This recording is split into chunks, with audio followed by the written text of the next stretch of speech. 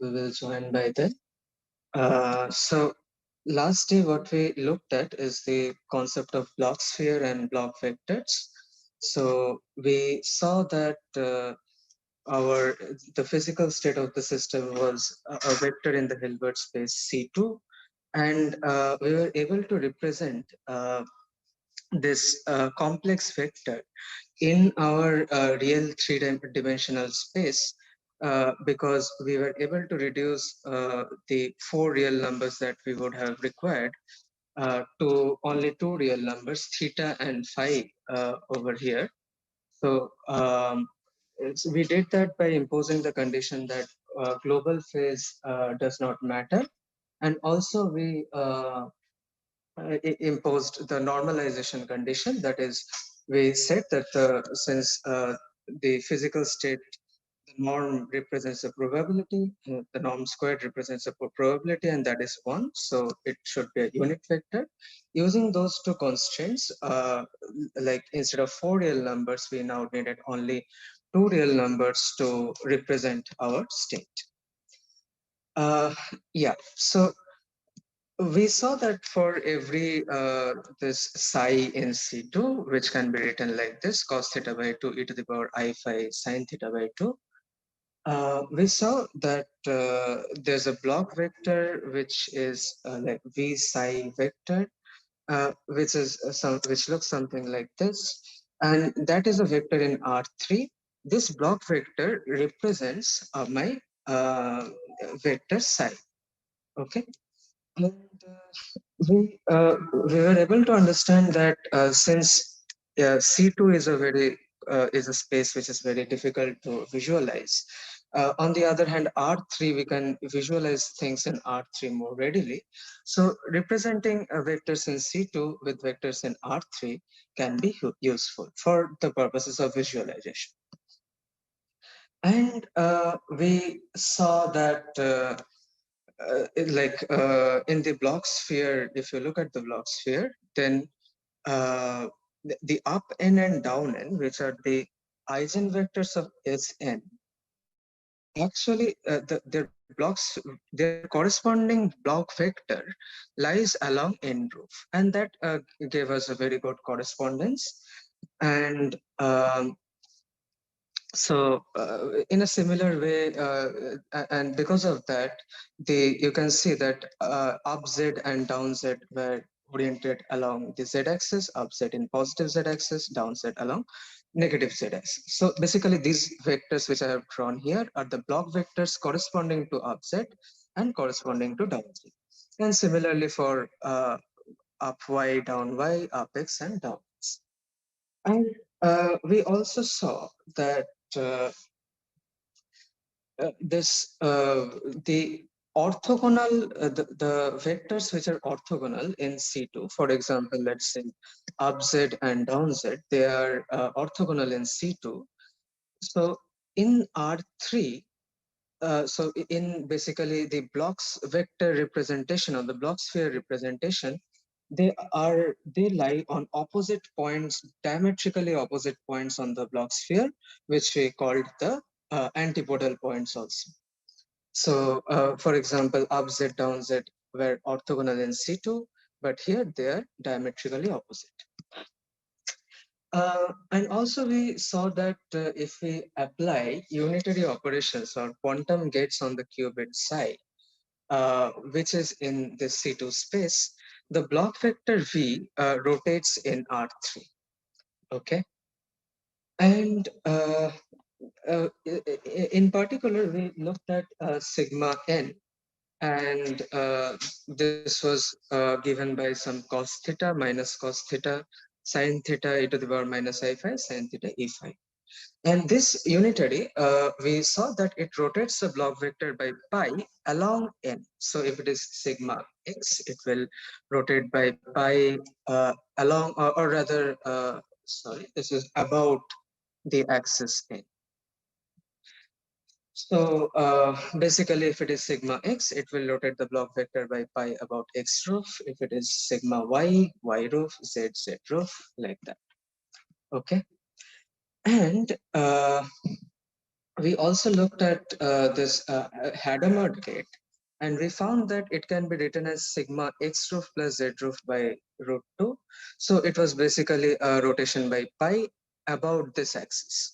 And this was an important gate because what it did is that it created equal superpositions of 0 and 1. So on acting on 0, it created 1 by root 2 0 plus 1 by root 2 1. And on acting on 1, it created 1 by root 2 gate 0 minus 1 by root 2 gate 1.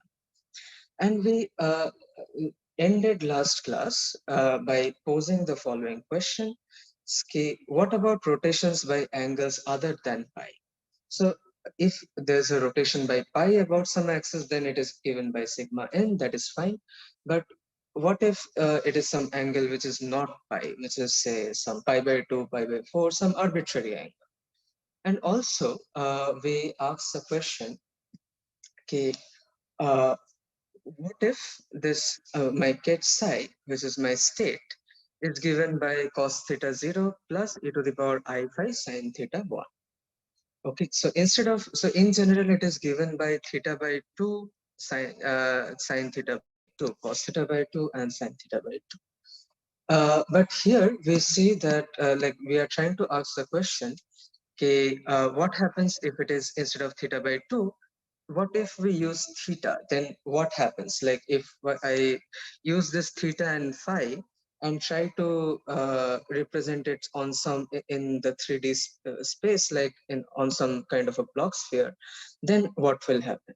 So this is what we have done till now. So if there are any questions till this, so please let me know. So I'll wait for the questions for some time and then we will go ahead.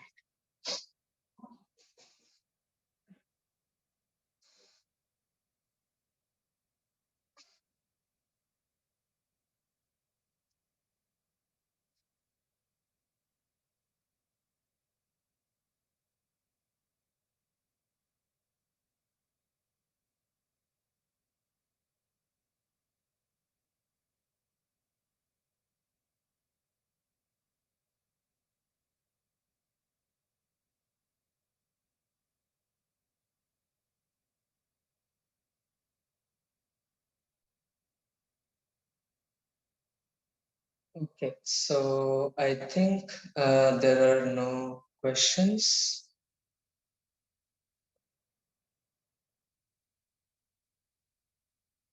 For those of you who have joined just now, we have done a recap of what we had done in the last session. And if you have any questions on that, please let me know.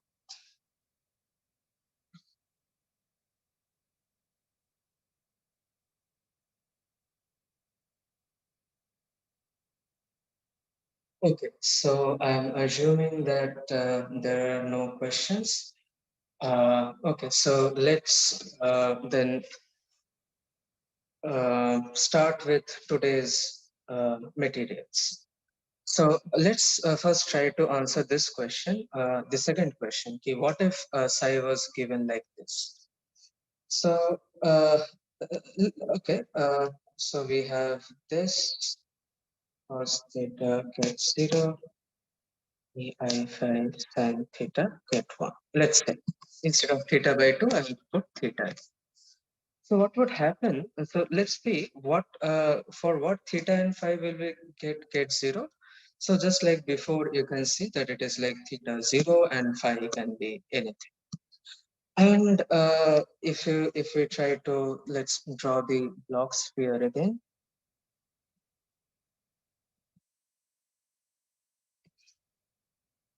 Yeah. So uh, this is the x y z.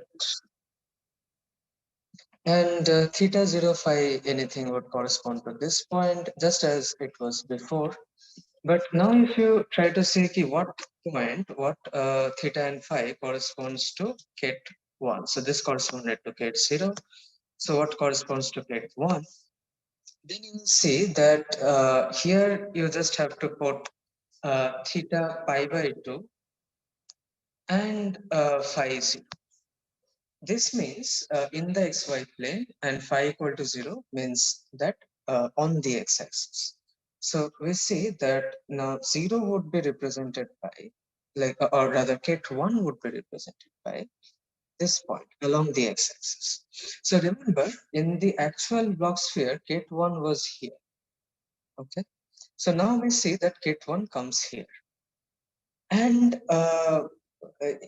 let's try to say that what is this point. So this point corresponds to, like, by this definition, if we try to construct the block sphere by this definition, then this point would correspond to theta equal to pi and phi equal to anything, or yeah, so, or phi equal to 0. Okay. And so if we put theta equal to pi and phi equal to 0, then what do you get? So here, that corresponding, you would get cos pi. Cos pi is just -1, get 0. E to the power I phi, so phi is 0, so e to the power 0 is 1. And sine theta. So if theta is pi, this would correspond to sine pi equal to 0. So this point actually we see is corresponding to minus kc. But remember, last class we had discussed in a lot of detail that global phase can be ignored, that global phase does not matter. Okay. So if ket, so we have ket 0 here and minus ket 0 here. So they differ only by a global phase. So this point is actually the same as that point. So basically, this point is redundant. You don't need this point. And if you do the calculations, like if you try to map out all the points, if you can see that all the possible states that we have can be mapped only in the upper hemisphere, like only on the surface of the upper hemisphere, or only on the surface of the lower hemisphere. If you take, like, only in one hemisphere, you can map all the states. So if you take psi to be like this, of this form, then actually they would be represented on a hemisphere rather than a sphere. Okay. Now you might say, okay, what is the problem with taking a hemisphere? So that problem we will realize when we will learn about mixed states and density matrices. Then we will understand, okay, what is the problem with taking only a hemisphere. Okay, so by of representing the states only on the, say, upper hemisphere and not taking the lower hemisphere. So there's a problem which arises because of this, and that's why we do not use this representation. And the general state that we do write, we write as cos theta by 2 at 0 plus e to the power I phi sine theta by 2 get 1. Is this okay? Any questions?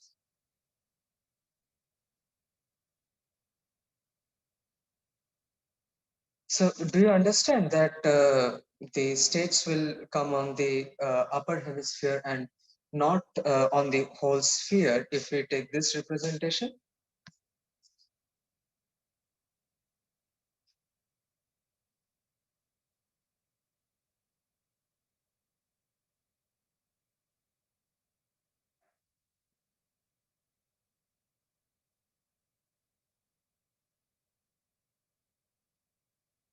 Yes, no, anything?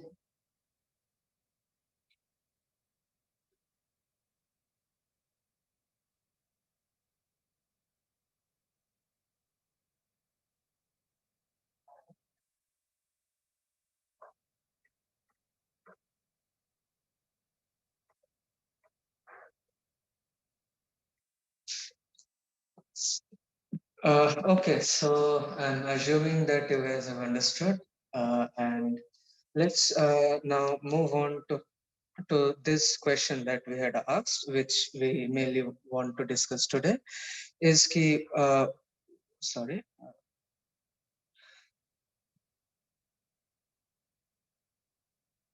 So we wanted to ask this question. Okay, what about rotations by angles other than pi? Okay, so what if you want to, so what will be the corresponding unitary? So uh, which will cause rotations other than pi? We know that sigma n is the one which does the pi rotations that we have seen in the last session.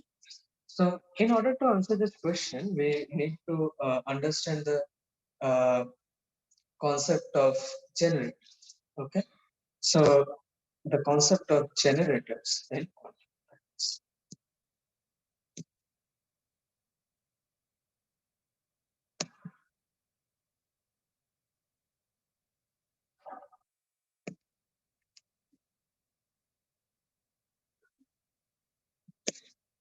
Okay, so uh, let's say if you have a Hermitian operator G. Okay, let's say this is a Hermitian. And Hermitian operator, if you remember, that means K G dagger equal to G. Now, if you take e to the power minus I G hat, so basically you are exponentiating the Hermitian operator with I. Okay. Then, so since this is some kind of a matrix, then this e to the power minus I G hat, this will also be a matrix, or this will also be an operator. And it has been found that this is a unitary operator. If G is Hermitian, then U is unitary. Okay. And uh, since e to the power ig, like now, if instead of g, if I had some e to the power im, for example, so where m is not Hermitian, then also we would get some matrix, say n. But if this is not Hermitian, then n will not be unitary. Okay. So since exponentiating a Hermitian operator with I, basically root over of -1, since that gives me a unitary operator, and in quantum mechanics, unitary operators represent time evolution or some allowed evolution of the quantum states. That's why here, like G is said to be the generator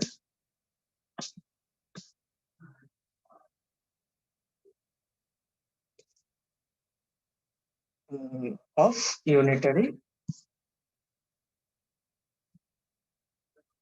U. So the reverse is also true. If you have some unitary, you would also always be able to express it at some e to the power ig, where g is a Hermitian operator.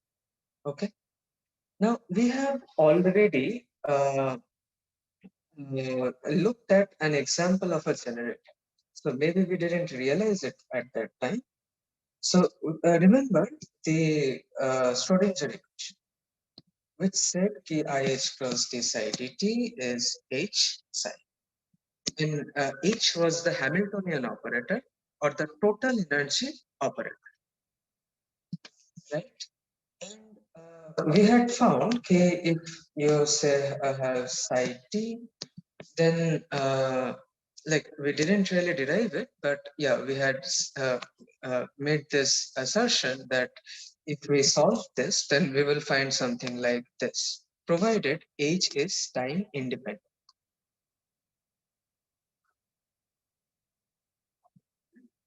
So we would get something like t minus t prime by h cross and psi of t prime. So if I have psi of t prime, then if I apply this operator, then we had concluded that we would get this. So if you put t prime equal to 0, it will just be t, and this will be 0. So you see, this was the unitary that occurred when Hamiltonian was time uh, independent. So Uh, this is clear because the Hamiltonian operator corresponds to an observable, and that's why it is Hermitian. And so, since this is Hermitian, this h hat times t minus t dashed by h cross, this whole thing is Hermitian. And what did it do? It basically caused some time translation, as in it took my state from t dashed to t. That's why we say that the Hamiltonian is the generator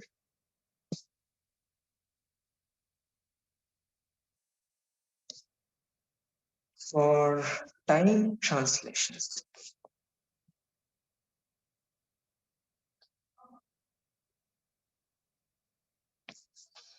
Okay. And in a similar fashion, let's say you have some wave function. So some psi x, you have some psi x, and how do you get this psi x from the state? You just take the component projection along x, you get psi x. And suppose I want to know, okay, I have an initial psi x prime, I want to go to psi x.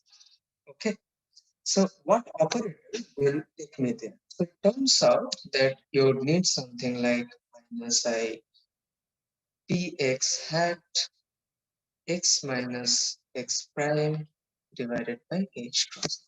See, this is analogous to this relation over here. Okay, so this relation, what did it say? It said it took from t dashed to t. This is taking from x prime to x. And here we had the Hamiltonian times t minus t dashed. Instead of that, we have px into x minus x dashed. So you see that it is taking the wave function from some x prime to x. So basically, it is causing some linear translation along the x direction. And that's why, in a similar way, we say that, let me just copy paste this.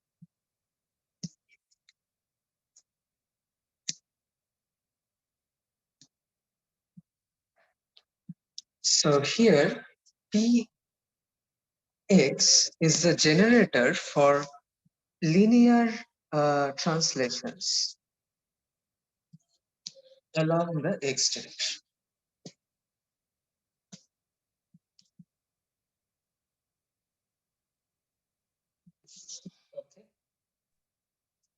Okay. Now, can you guess if so? Px is basically the momentum along that is x direction. So you see, linear translations are generated by px hat. So basically, the momentum operator. So can you guess what operator would generate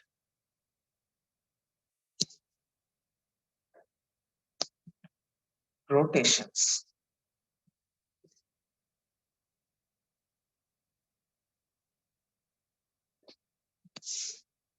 So given that linear translations are generated by linear momentum along x direction. Any guesses?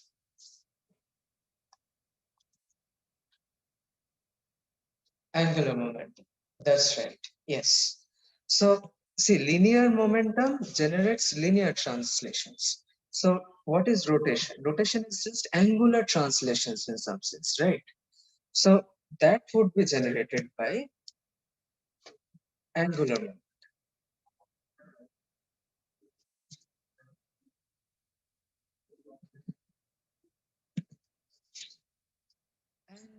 And in our case, we are looking at the spin angular momentum of the electron. So for us, this angular momentum will be the spin angular.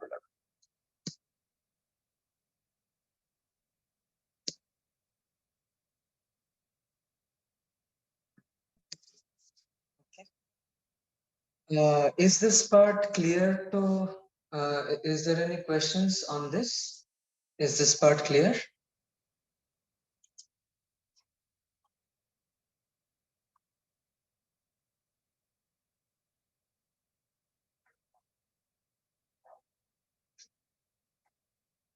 Okay.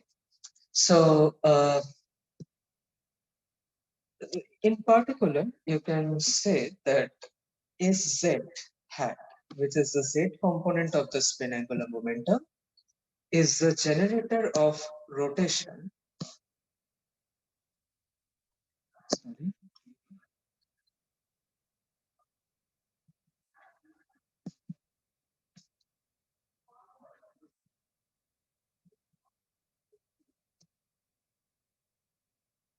about the Z axis.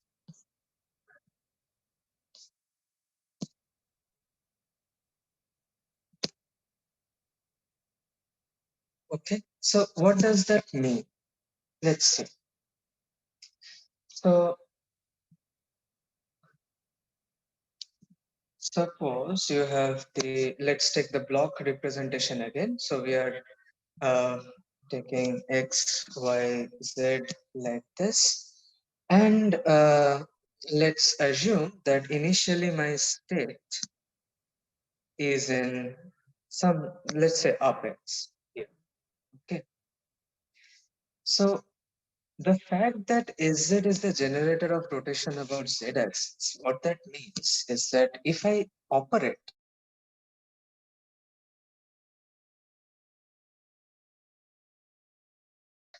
the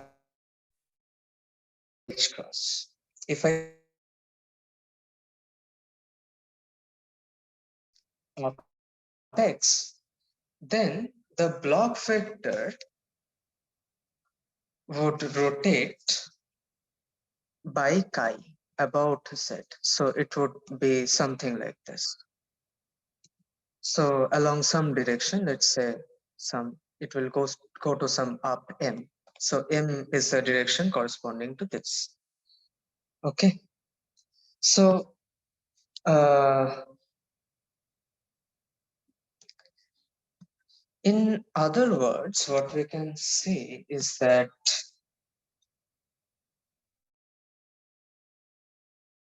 if my state,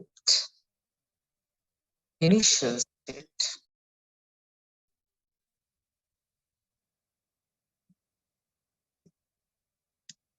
is an eigenvector of, that is the spin angular momentum along M direction, uh, then e to the power, say, minus I sz chi by h cross, this operator will take me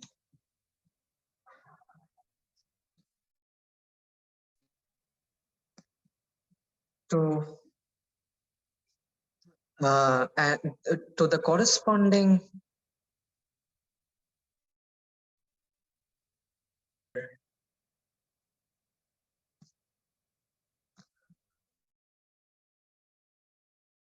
of Sn, where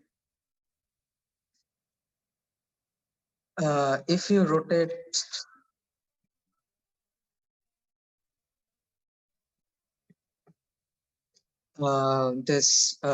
if you rotate m hat, this direction, this unit vector, about z axis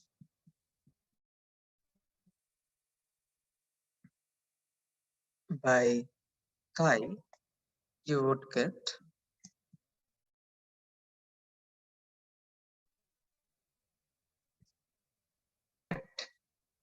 so basically what that means is that if you start with some eigenvector of Sn, okay, let's say I start with up n, okay, and if I apply this operator, then I would go not down because corresponding eigenvector. And so how are m and n related? So basically, this direction m n you can get by rotating direction m by chi about z axis. And notice in the block sphere, and this is easier to visualize with this example on the block sphere, because in the block sphere we have seen that the eigenvector of Sn lies along n row. So the eigenvector of like Sx, which is apex, lies along x, along the x direction. So if this is true, then the corresponding block vector is just rotated by chi when you apply this operator. Okay. Now let's try to, so this is my operator.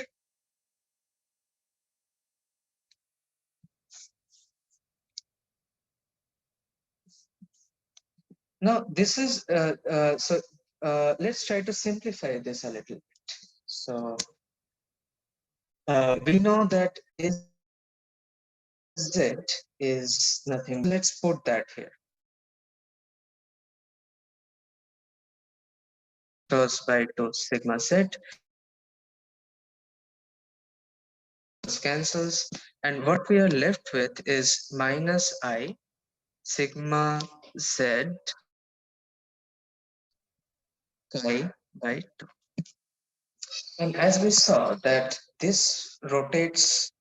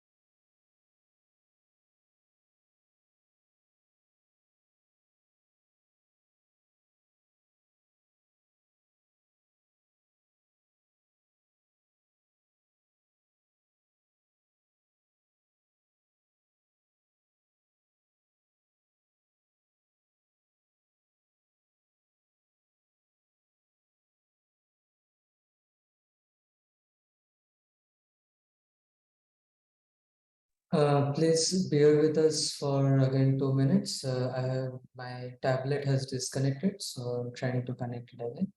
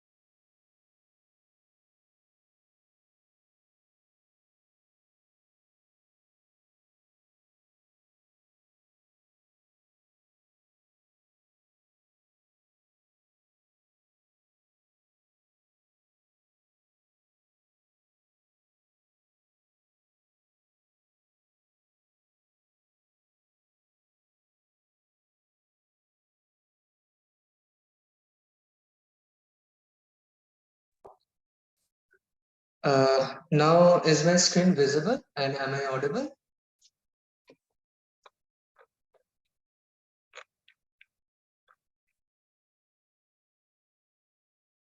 Uh, okay, fine. So how far did you were you able to listen to? So till this, is it okay? Yes. Okay, okay, fine. Um, Fine. So we saw that this is rotating the block vector by angle chi about z axis. So in a similar fashion, we can actually find out that if you take this I sigma n chi by 2, this will rotate block vector by angle chi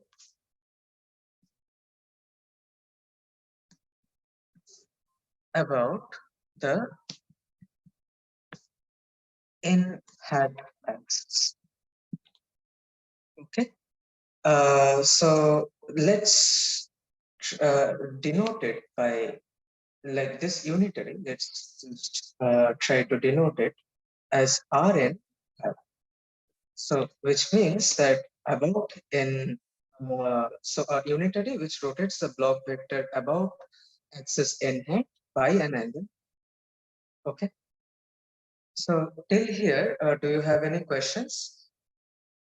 Because this concept is very important. The concept of generations, of time translations, and position translations. So I can see that a lot of you have joined late. So let me quickly just recapitulate for you guys. So basically, we were trying to look at the concept of generators. We saw that if I have a Hermitian operator G, then if I do e to the power minus I G hat, then this will give me a unitary operator. And similarly, for every unitary operator, you can find a G hat so that unitary is equal to e to the power I G hat. So, but G has to be Hermitian. And if you have some e to the power I m hat where it is not Hermitian, then this n will also not be unitary. Now, in this case, G is said to be the generator of unitary U. Okay. And we looked at some examples of generators. So from the Schrodinger equation, which is IH cross d psi dt H psi, we had previously also we had claimed that the corresponding unitary, which will take from t dashed to t, will be something like e to the power minus I h hat t minus t dashed divided by h cross. And so basically that's why we say that H, the Hamiltonian, is the generator for time translations. And similarly for a wave function, psi x, you can see that if you want to go from x prime to x, then you have to apply this operator, which is e to the power minus I px, x minus x prime by h cross. So here the only difference is that instead of h hat, you have px, and instead of time, you have position.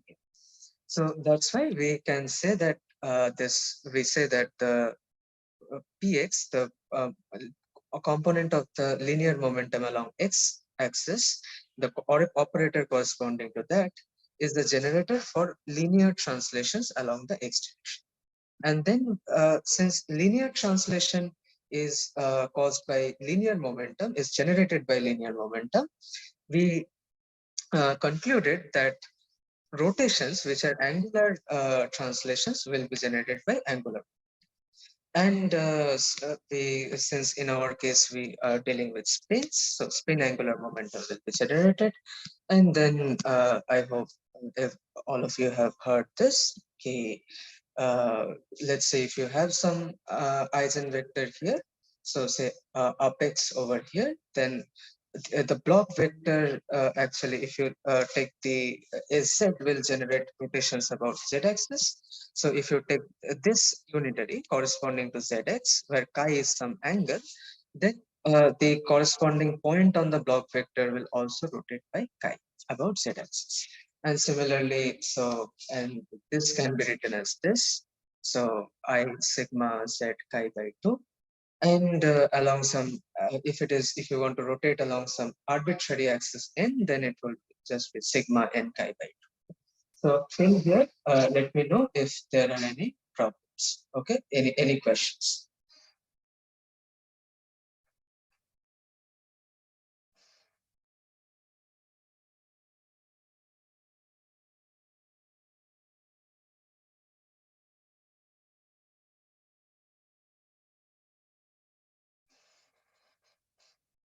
Okay, so e to the power ig has to be unitary. Acha, okay, that's a good question. Okay, why this has to be unitary? Okay, so um, I can tell you, but I would leave it to you as a homework for you to figure out why, if G is Hermitian, you will be unitary. So basically, in order to check if U is unitary, you have to calculate U dagger, and then you have to calculate U dagger and U dagger U. You have to check whether it is coming to be identity or not, and you will find that it will come to identity only when G here is Hermitian. Okay, so I would ask you to figure out why this is happening. So this is not very complicated, so you can try to do this at home. Okay, and if you're not able to do, maybe next class.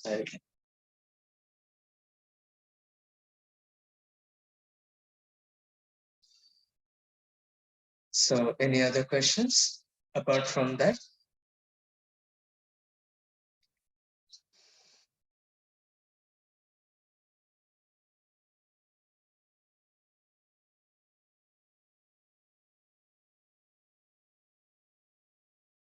Okay, let me tell you right now. Okay, so if you have U is e to the power say minus I g hat, then you can expand this in Taylor series like U minus I g hat plus I g hat uh, whole squared by 2 factorial and so on and so forth. Okay, and if you take the dagger of the whole thing, then what will happen is you dagger. So I dagger is just I. Then you will have G hat dagger. And so for each and every term, this would be basically it will become dagger, and you will find and also this signs will revert. So what was minus I G before will become plus I. Here you will have something like minus I. So if you calculate at the end of the day, so not really minus I here. So if you calculate I G hat whole square, so that I squared will be minus 1. So minus G hat squared by 2 factorial.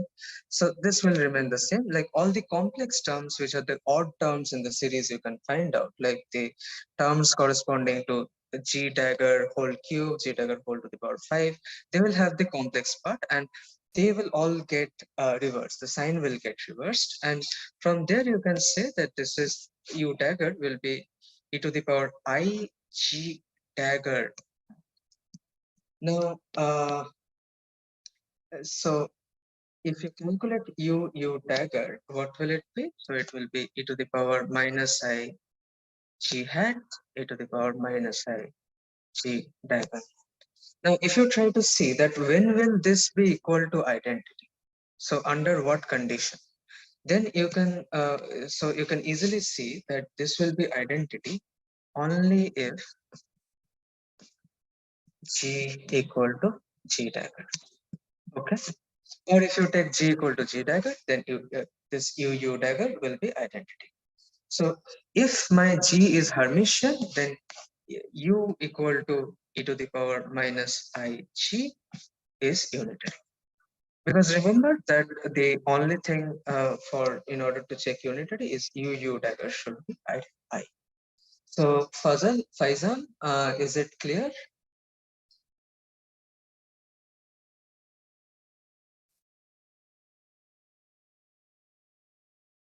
Okay, nice. Now, so let's try to do the similar thing with this. Okay, so we have found that this is the operator that will do this work. It will about n axis, it will rotate by angle pi.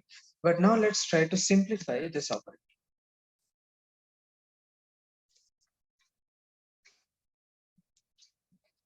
Okay, so again you can expand it in something like this: sigma n pi by 2 and plus sigma n pi by 2 whole squared. and so on. And I'll leave you to figure out that if you calculate this, you will find that this is nothing but cos pi by 2 I minus I sigma n sine chi by 2. And in order to get this, you have to use the fact that sigma n squared is identity. Okay, so this R n chi operator, which tells me which unitary will rotate my block vector about n by chi, can be simply written in this form. So so how you go from here to here is a homework.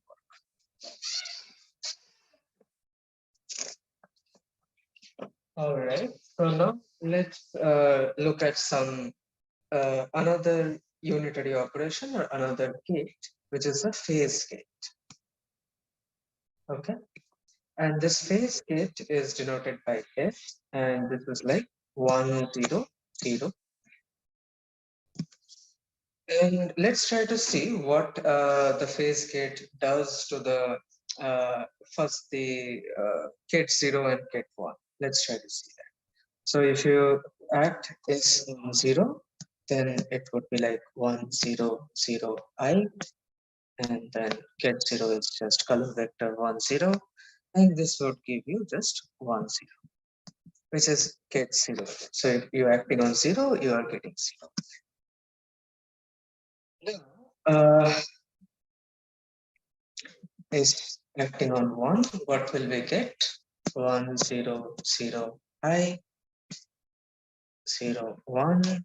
You will simply get 0, I here, which is just nothing but I times get 1. Okay, so it is just multiplying it with with I. I is e to the power I pi by 2, so basically just multiplying it with kids. So if you try to see on the what is happening on the block sphere,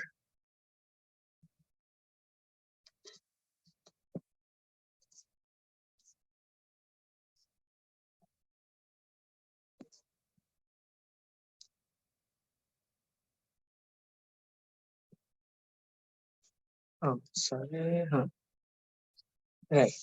So we start when we start with ket 0, we stay at ket 0, and when we start with say ket 1, remember ket 1 lies here along negative z. So when we start with ket 1, then it is just multiplied by a phase, yes, because you see I is just e to the power I pi by 2, so it's just a phase.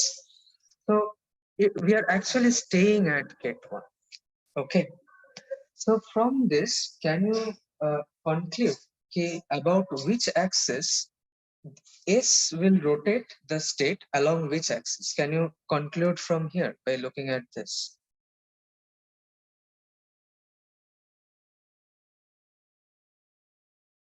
Yes, about Z axis. Because you see, the points which were uh, along the z-axis after rotation, we are saying that the points do not change. So that can happen only if the rotation is happening about the z-axis.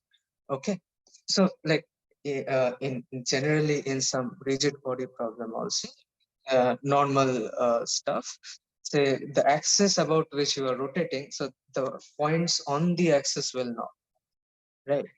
So here also this on rotating the 0 and 1 are not moving. So we can conclude that S is a rotation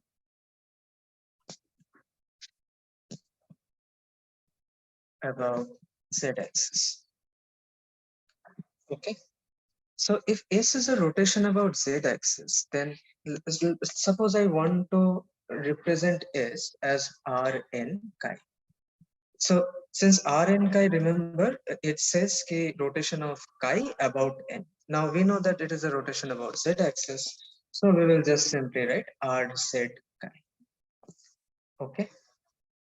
And remember this RZ uh, Rn chi was cos chi by 2 I minus I sigma and sine chi by 2. So uh, here, if I just put z instead of n, then this would also become sigma z. So let's do that. So let's say cos chi by 2 identity and minus I sine chi by 2 sigma z. Okay. And if you calculate, so let's try to calculate this. Identity is 1, 1. So on multiplying cos pi by 2, you get this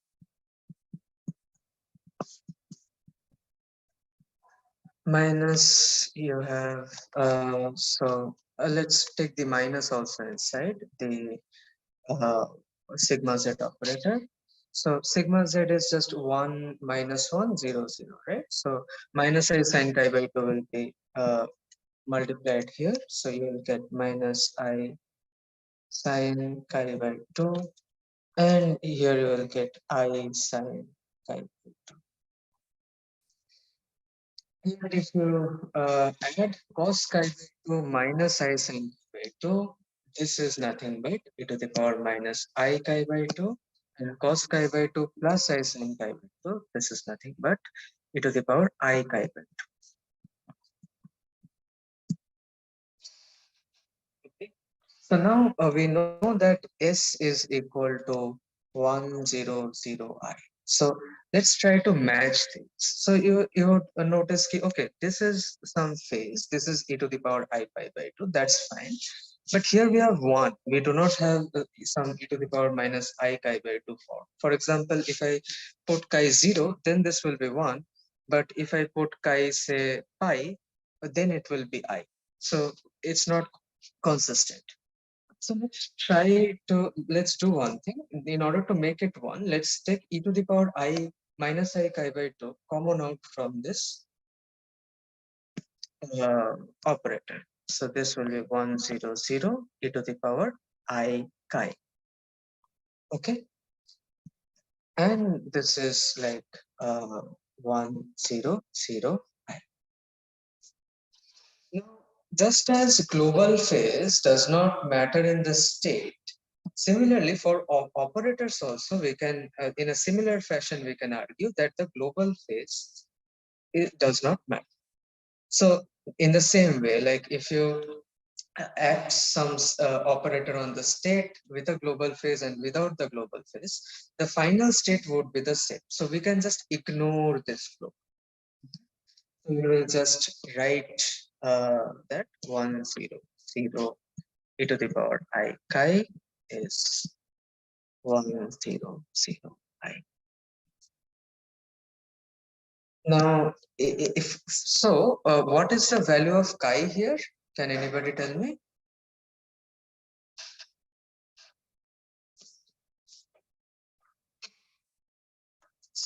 Pi by 2, right. So chi is pi by 2.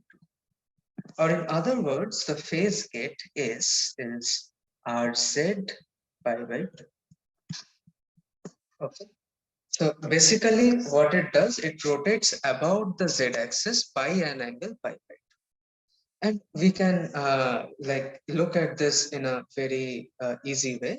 So let's like we can visualize this also with a very simple example. Let's try to see what S does when it acts on KIT plus, for example.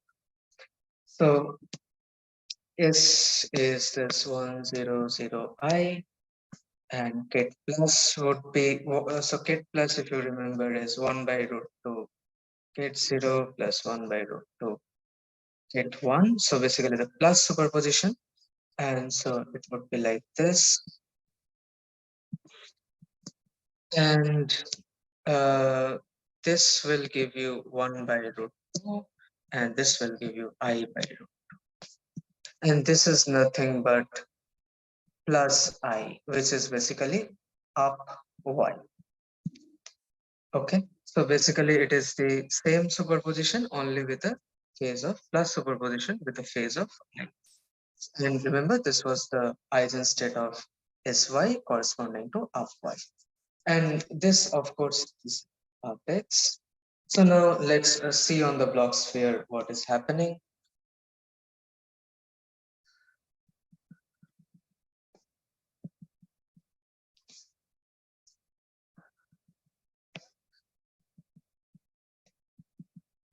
So x, y, z. And so we started with UpX or kit plus, which was here. Okay. And then we, after operating S, we went to up Y or plus I, which is here. So you can see that it is a pi by 2 rotation about the Z axis. Okay. Is this clear? Is this part clear?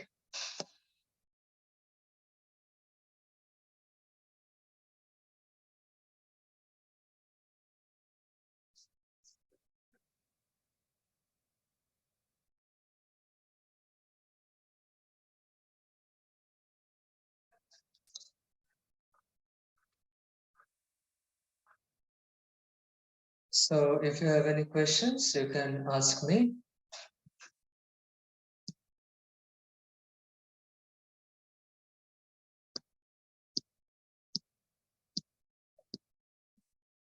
Okay. So since there are no questions, let's move ahead. Yeah, so the conclusion of this section is that Rn chi by 2, so sorry, Rn chi, which is given by this,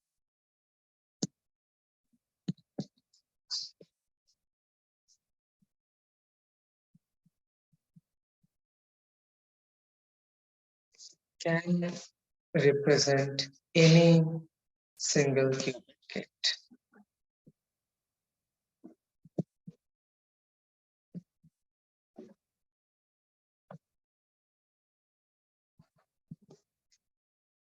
Okay. So as a homework, I would ask you guys to find out, okay, what rotation of the block sphere this operator does. 1, 0, 0 e to the power I pi by 4.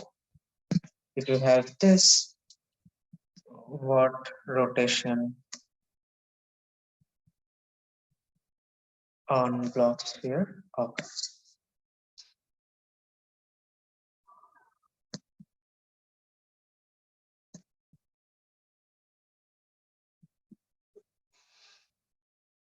Okay. Now,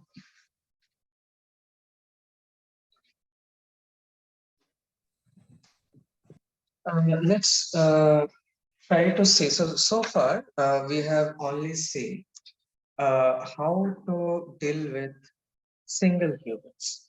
So now what happens when there are two qubits, for example, or in general, when there are multiple particles are present? What happens in such a scenario?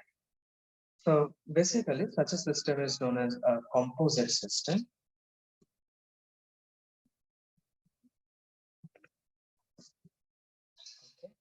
And what did our first postulate of quantum mechanics told us? That if there is a quantum mechanical system S, then there is a corresponding Hilbert space HS, right? Now, let's say we have one system which is S1, then it will have a Hilbert space associated with it HS1, and S2, say there is another system S2, and it will have a Hilbert space HS2. Now, suppose you have brought the systems S1 and S2 together and they are interacting among themselves. In that case, the composite system which will be formed of S1 and S2, it will also have that composite system will also have a Hilbert space. So that Hilbert space is a tensor product of the individual Hilbert spaces. So this denotes a tensor product.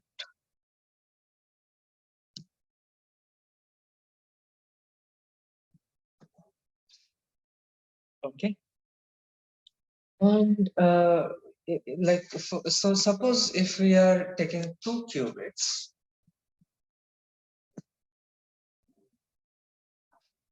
then so each qubit, so for one qubit the space is C2, the other qubit it is again C2. So if there are two qubits, then the Hilbert space will be C2 tensor C2. This will be the Hilbert space. Okay. Now you might so how do the vectors of this Hilbert space look like? So what does tensoring two Hilbert spaces mean? So let's try to look at that. So let's say I take some state phi from the first qubit, so from the first C2 Hilbert space, and I take some state chi from the second Hilbert space, so from the second qubit. And I have added the subscripts to denote that this belongs to first and this belongs to second. And let's say your phi 1 is something like this. C1, C2, and your chi2 is something like this, D1, D2. Let's say. Then the composite state, let's call that psi 1, 2, because this is the total state corresponding to the first qubit being in phi 1, the second qubit being in chi2. That will be, so the vectors will also become tensor product because this state is a tensor product state. So now how does this tensor product work? So uh, you take one element, the first element of C1, okay? And then you multiply the second matrix with it. So the second column vector with it. So D1, D2, you multiply. And then you take C2 and you do the same thing. Okay? So D1, D2, like that. Now, psi1 2 will then be C1 D1. So if you multiply this two, then C1 D2, C2 D1, and C2 D2.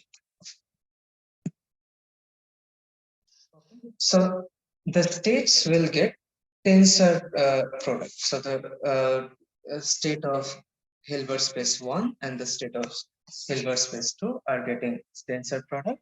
And here individually there were 2 by 1 column vectors. Now since the Hilbert space is becoming bigger, so the vectors have now 4 components, 4 complex components, and you can write it like this.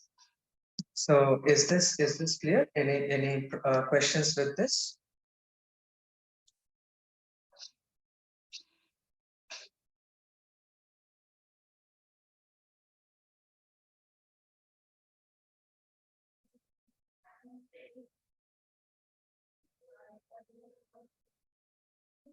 Okay, fine.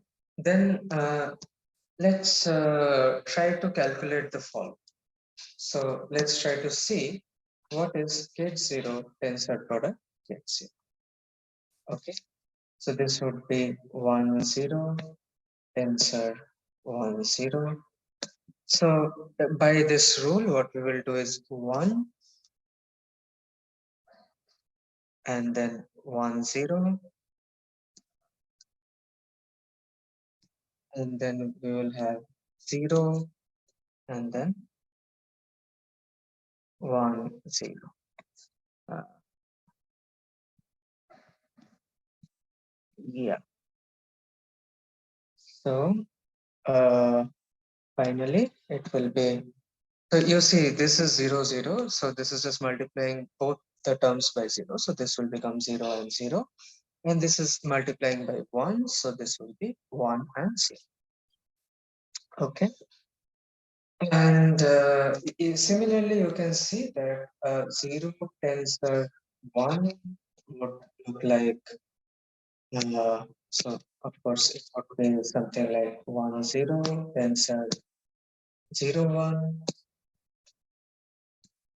And this would be just 0, 1, 0, 0. And in a similar way, you can check that one tensor 0 would be 0, 0, 1, 0, and one tensor 1 would be the first three 0 and then 1. Okay. Now, so if you see, you can clearly understand that any vector in C2 tensor C2, I can write as a combination of these four because they have the matrix elements corresponding to each component is given by this. So basically, 0 tensor 0. And also, let me mention that sometimes we omit the tensor product here. So 0 tensor 0 we can write as kit 0 kit 0, or sometimes just simply as 0 0. So let us now write kit 0 kit 0 only.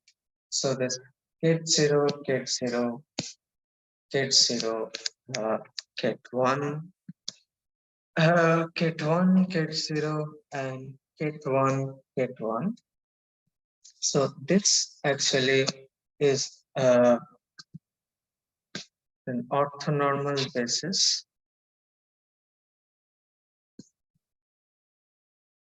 in C2 tensor C2.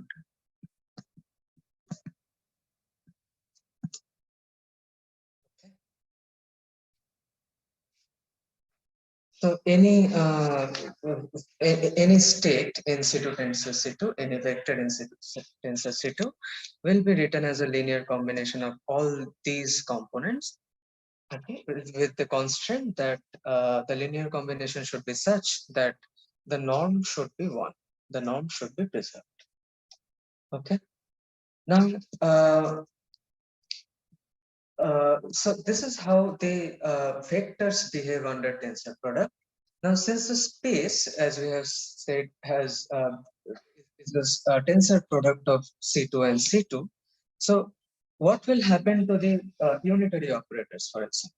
So let's say you have some sigma x from C1 and some again, let's say sigma x from C2. So you are applying sigma x on the qubit 1 and sigma x on qubit 2. So what will be the composite operator which is acting on this C2 tensor C2 space? So that will be nothing but the tensor product of these two operators. So let's say you have something like sigma x is 0, 1, 0, 1, 0, then tensor product with 0, 1, 1, 0. So this would again be very similar. So here you take this element and multiply the second matrix with it. This element, second matrix with it.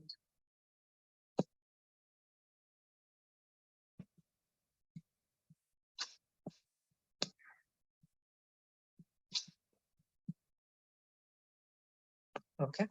So finally, this block would be entirely 0. This will be just 1 into this. So 0, 1, 1, 0 and 0, 1, 1, 0. And this block will again be 0. So you can also write it in a block matrix form, which is 0, sigma x, 0. Okay.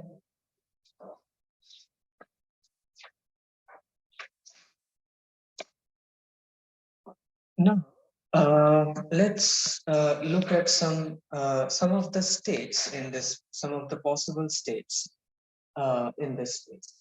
Okay. So let's say I have a psi. By the way, everything is clear till now, right? Any questions? Maybe I should ask that. So is the there was a question which I missed. It asks K. So Faizan asked K, is composite state same as that of superposed state? No, no, no. Superposed state is completely different. See, superposed state. What is superposed state?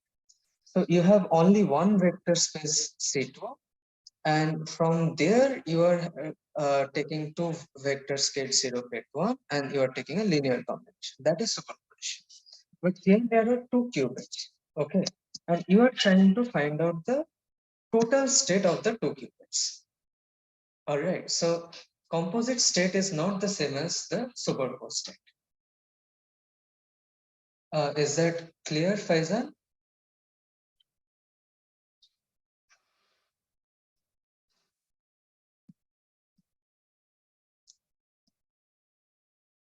Like if it is not still clear, you can unmute and ask me, or you can write in the chat.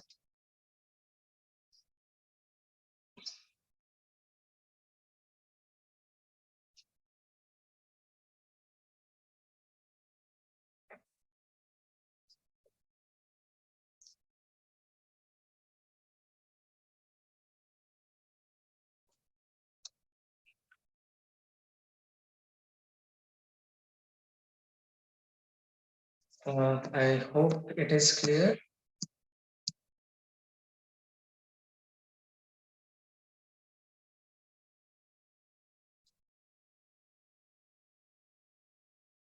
So if anybody else also has any queries, you can ask.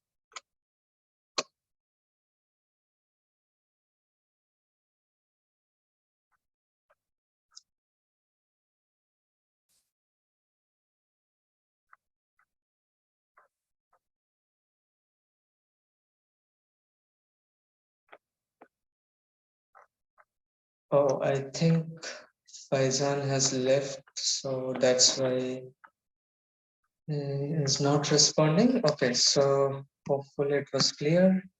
Then let's go forward. Okay. Now let's take some state psi, which is like 1 by root 2 ket0 tensor ket0 plus ket0 tensor ket1. Okay. So if we take some state like this, then what we you see that here ket0 is common. So let's say this is the first qubit, second qubit. So let's just mark this. So ket0 is common for the first qubit. So we just can take common out, and then we will be left with tensor product 1 by root 2.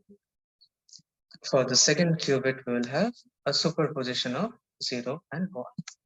So if you ask me that for state psi, what state is the subsystem in, then I can say that okay, this qubit 1 is in ket 0 state, and the qubit 2 is in ket 1 by root 2 0 plus 1. So the superposition state. Okay, so I can basically separate out these two states. Now,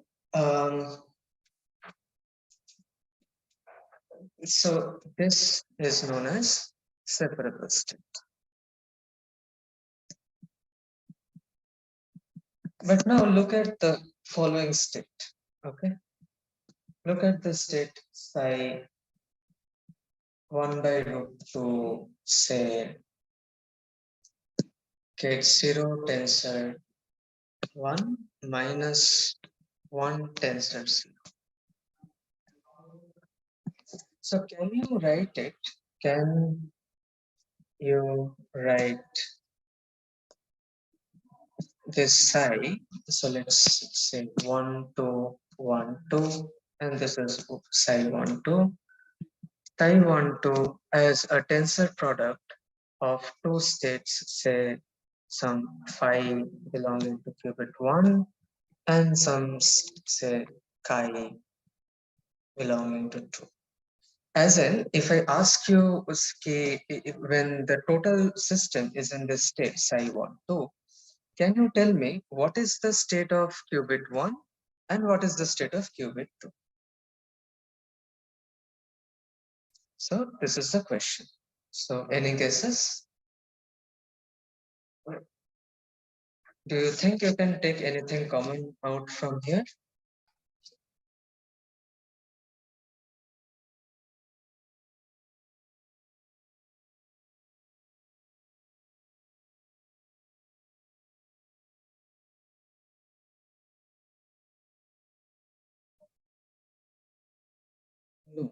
right? Because you cannot really factorize psi1 to like this. And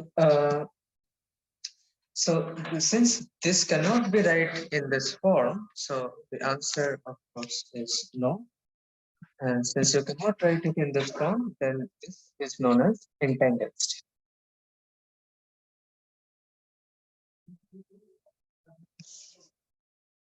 Is it clear? So if you can write it in this form, like if you can write it some phi1 tensor chi2 form, just as you have written here, so where you can say that the state of the first qubit is this and the state of the second qubit is this. If you can write it in this form, then it is separable. Otherwise, this is intent. Okay.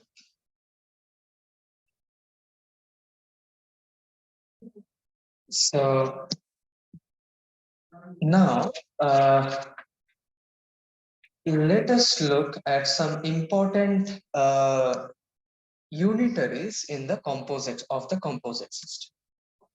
Okay, so you can, so of course you can pick out any two unitaries from let's say sigma x, sigma y. You can pick out sigma x, h, and they are all unitaries in C2 tensor C2. But one very important unitary is the C naught kit, is what we call the C naught, which is the controlled knot kit.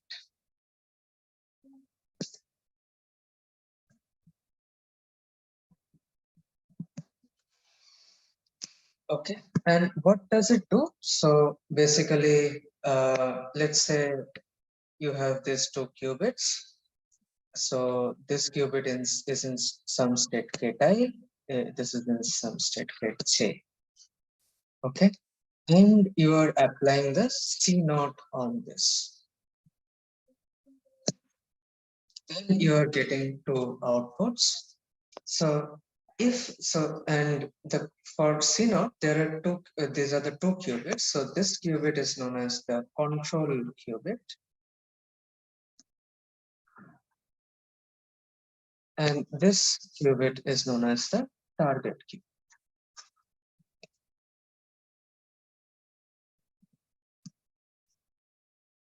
Okay. And so how does this gate function? So let's say your control qubit is 0. That means the first qubit is 0. And the target qubit is something. Okay. Let's say 0 or 1. So if it is 0, then the output, so this output is always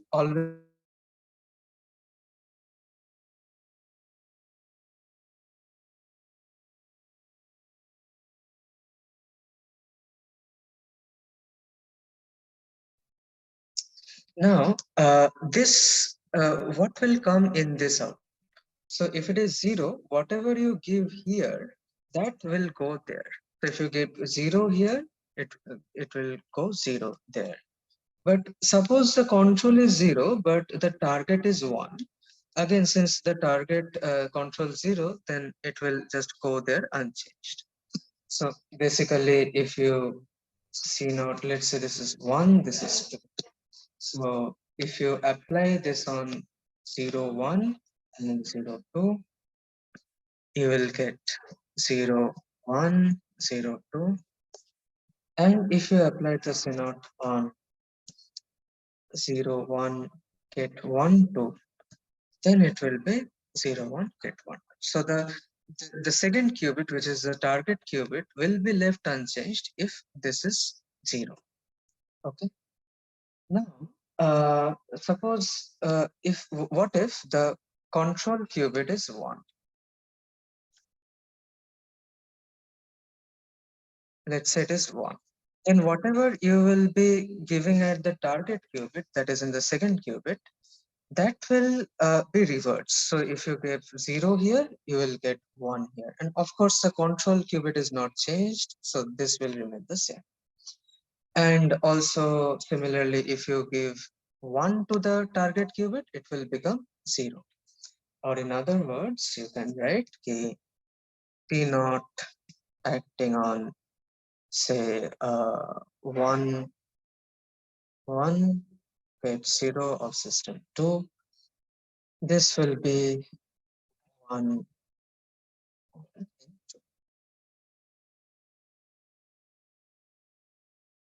Okay.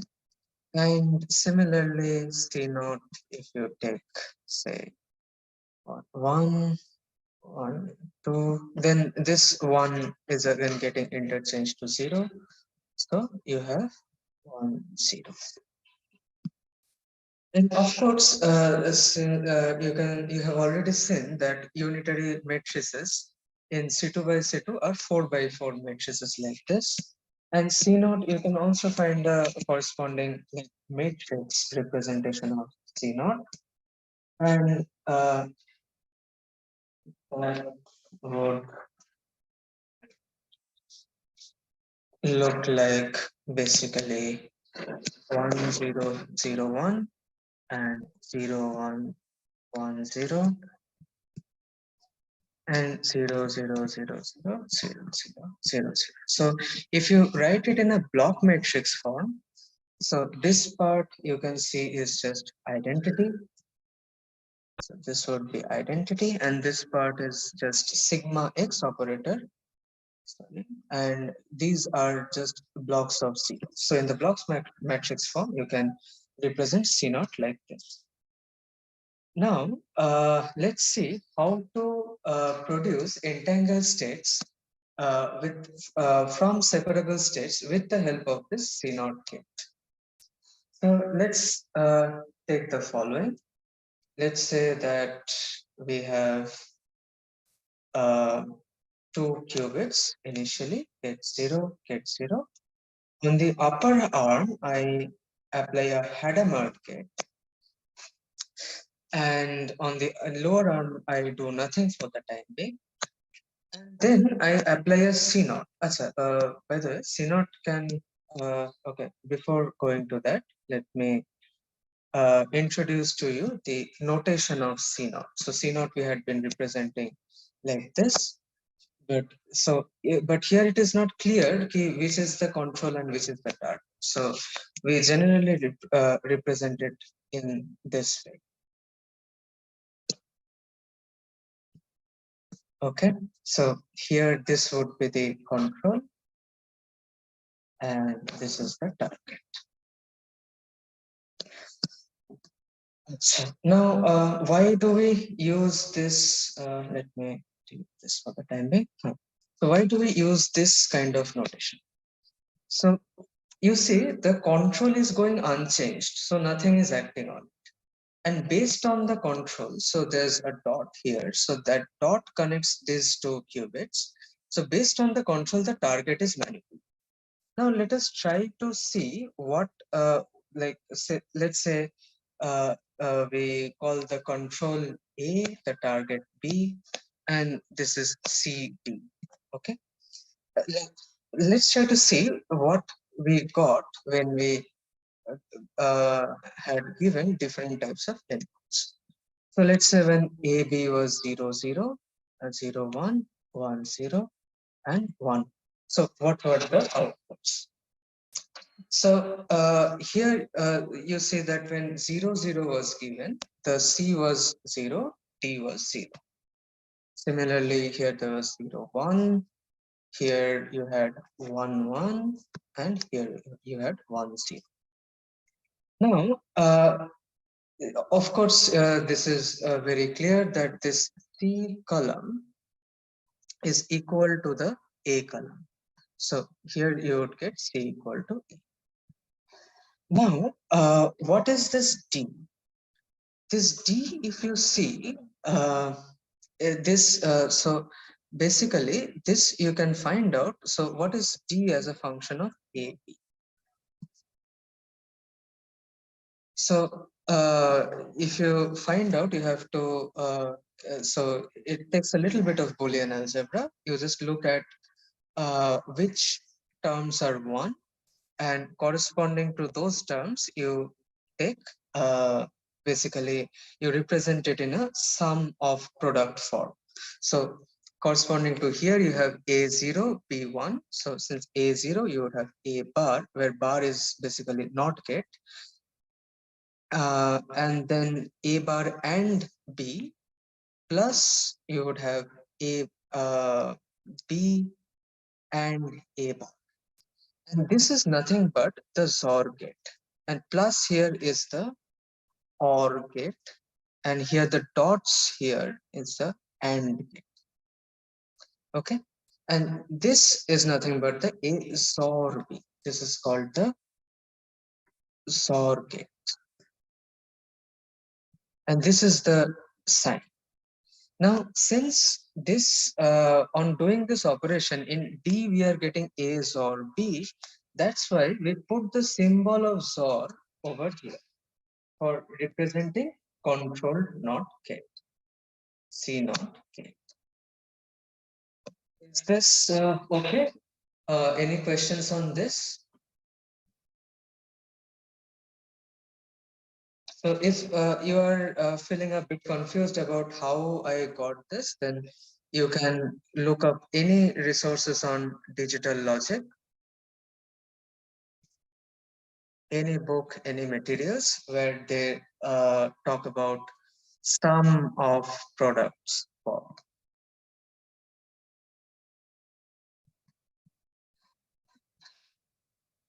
So is this thing okay? Is this notation okay? Why we are taking we are expressing the not gate in this fashion?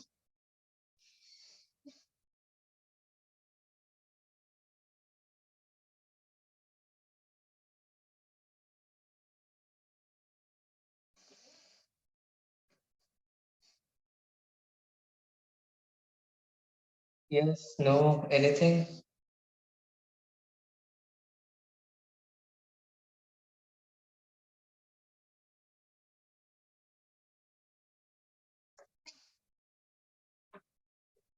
Okay. So by the way, this is also I'm not going into the details. This is also called addition modulo 2.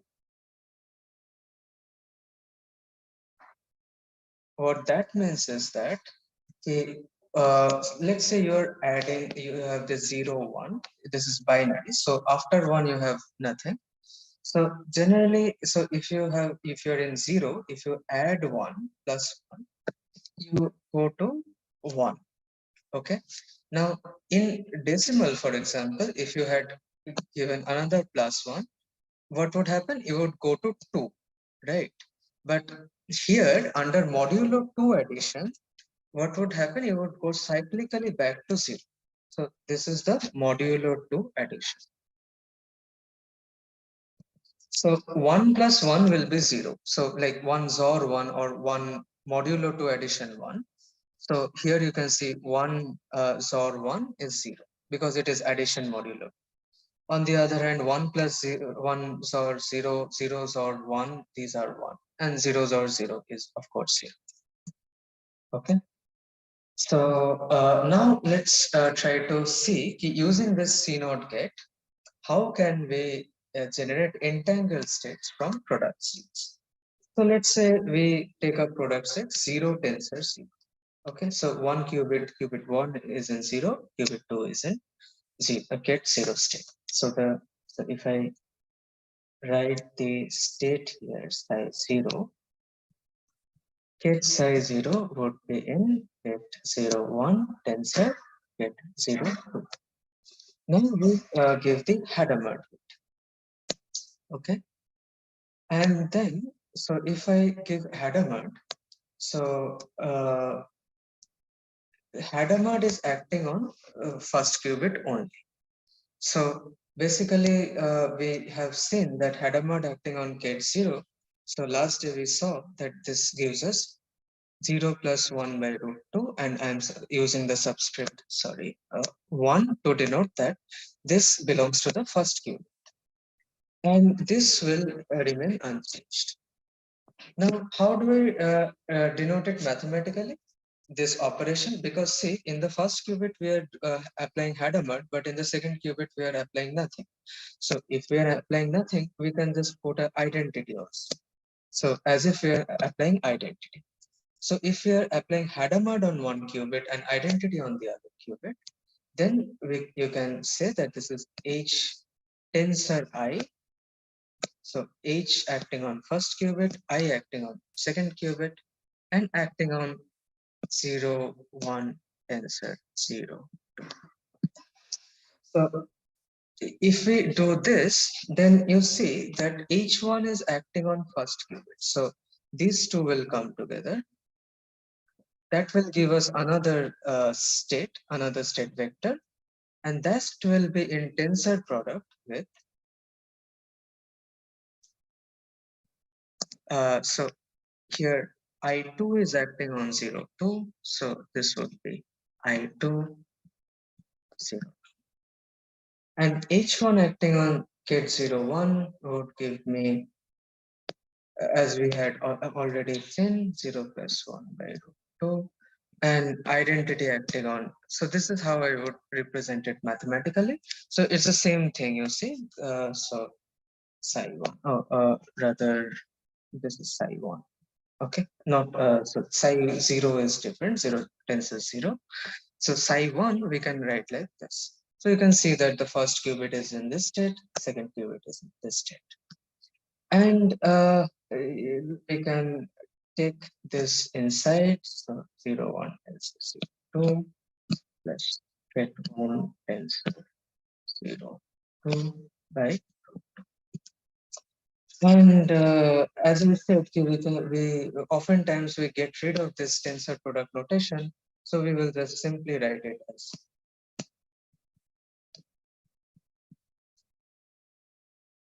okay. And yeah, so this is what the state is still now. Now what I do is I apply a controlled NOT gate. So like this. So the 0 plus 1 by root 2, this superposition is my control, and this 0, 2, this is my target.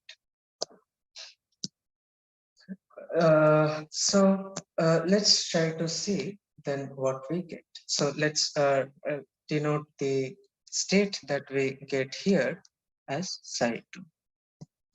Okay. So psi 1 we have calculated here.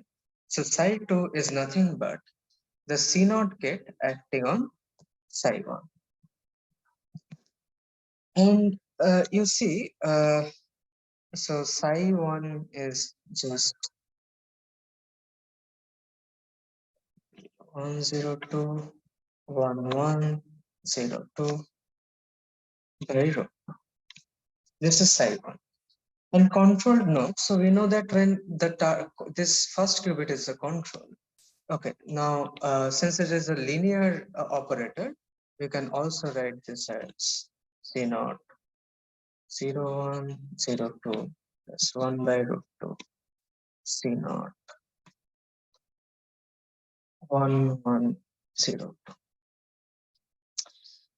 In controlled node, so this is the control qubit and this is the target qubit. So we know that if control qubit is 0, then target qubit will not be affected. So this will act on this to just give 1 by 2. Same thing again, 0, 0.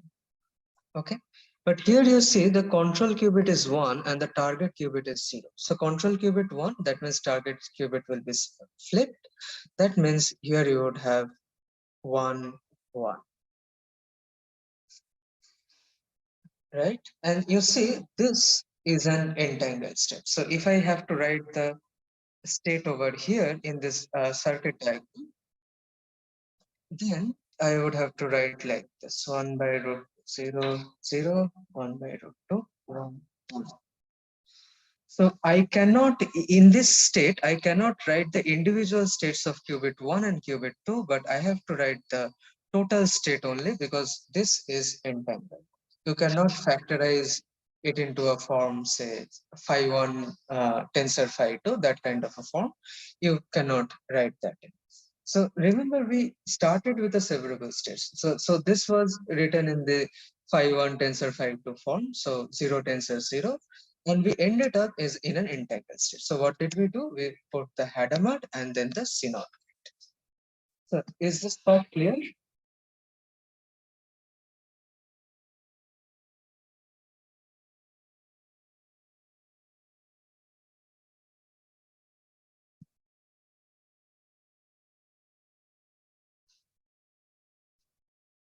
Questions, queries, anything?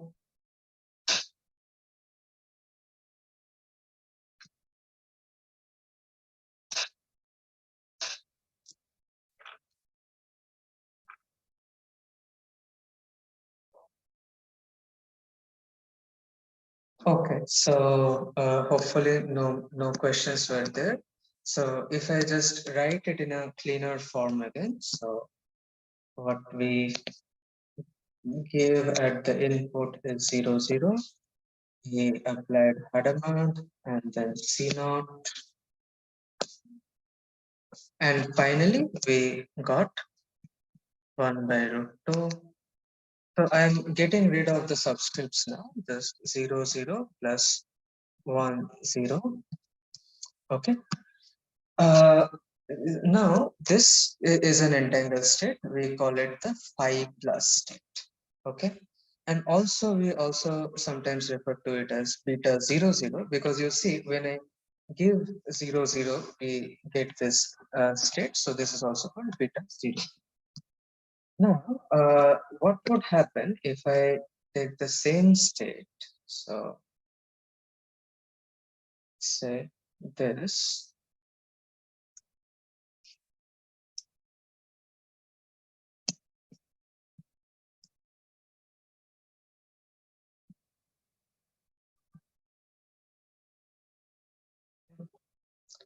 So if I, instead of 0, 0, what would happen if I give 0, 1? Then you would get some other state, and that state will be 1 by root 2, and it would be so 0, 1 plus 1, 0 by root 2. And this state is known as the psi plus state. Okay. And since it has come from 0, 1, again, it is also called beta 0, 1 state. And finally, we can have two more combinations as you can see. I'll just write the results for them.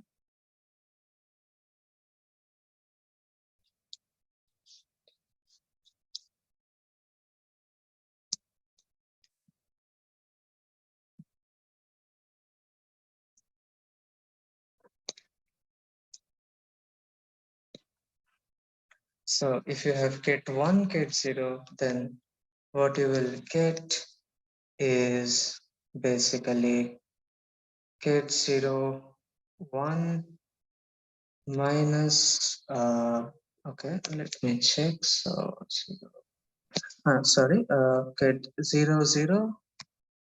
Acha, let me write this in the same form. So basically 0, 1 plus 1, 0. And this would be here 0 and then 0, 0 minus 1, 1. And this is referred to as phi minus and also beta 1, 0. Now I'll explain the nomenclature in a second. Just bear with me.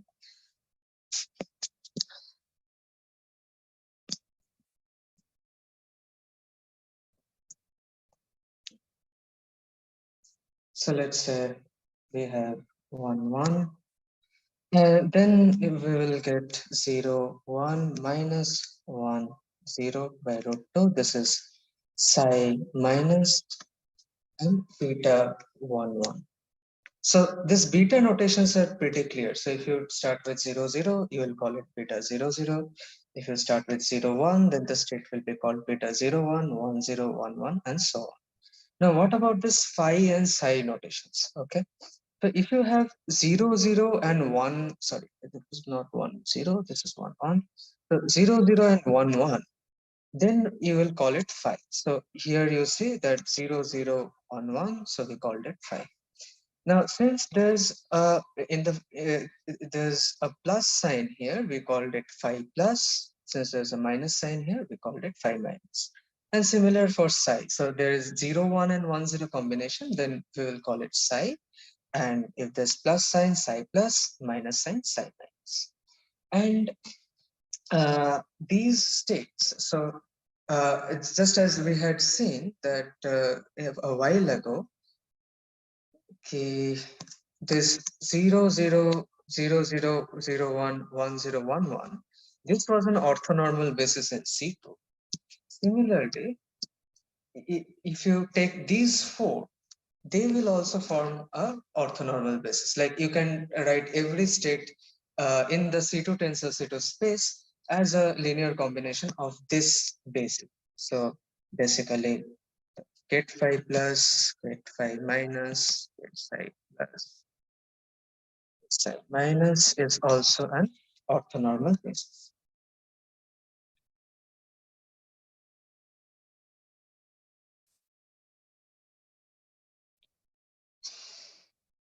Okay, so you can check that this is the case. You can try to take any vector in the space and you can try to break down in terms of this, and you would see that this is possible. But this is a very special basis because all the states here are entangled, and this is known as, these states are known as Bell states, and this basis is known as the Bell basis. So far, any questions? So is this part clear that all these states that we have gotten are entangled states because you cannot factorize them? Okay. And these are Bell states and Bell bases, and this is an entangled basis. So if you have any questions on whatever we have done today, please tell me, and I would wait for 5 minutes, and then today we will have a session on QIQT. So by Soumik, so he will show you how the different unitary matrices. So QIQT is basically a platform for manipulating the superconducting qubits of IBM. And in QIQT, Soumik will show you how the unitaries operate and how the Bell states are generated. He'll show you how to construct circuits like this in QIQT. How can we create classical gates? Yeah, that is actually a good question. In order to create classical gates, like see, already we have the NOT gate because sigma x is already the NOT gate. If you remember that if sigma x acts on 0, it becomes 1. Sigma x acting on 1 gives 0. Now for classical gates like say AND gate, OR gate, you actually need 3 qubits. Okay, and you cannot do that using 2 qubits. But that is possible. Like you would have 3 qubits where one of them will be a control qubit, and using that you have to do AND OR operations. So called A gates. Couple A gates. Mhm. Mhm. So those are toppling gates. So these are so the like if you want to create classical gates, then like classical equivalents of this like AND or not those equivalents, then you have to uh, look at Toffoli gates, and they are 3-qubit. So yeah, we won't really go into that here, but you can look in any standard book like Nielsen and so on. You would find that. But yeah, that's a very good question. Uh, any other questions? Are classical logic circuits implemented by quantum gates? Quantum gates can implement this, as I said, and or not this kind of things. Quantum gates can implement, but quantum gates can do much more. For example, you do not have a classical gate which can give you entanglement, for example, but here you saw that putting Hadamard and CNOT gate, you got entanglement from product states. So yes, classical logic circuits can be implemented by, but if you are just doing classical logic in using a quantum computer, that really doesn't make much sense because you can already do that on the classical hardware much more easily. Quantum hardware is still being developed, so it doesn't really make much sense to implement just classical logic circuits by quantum gates. But yes, it is definitely possible. Okay. And any other questions?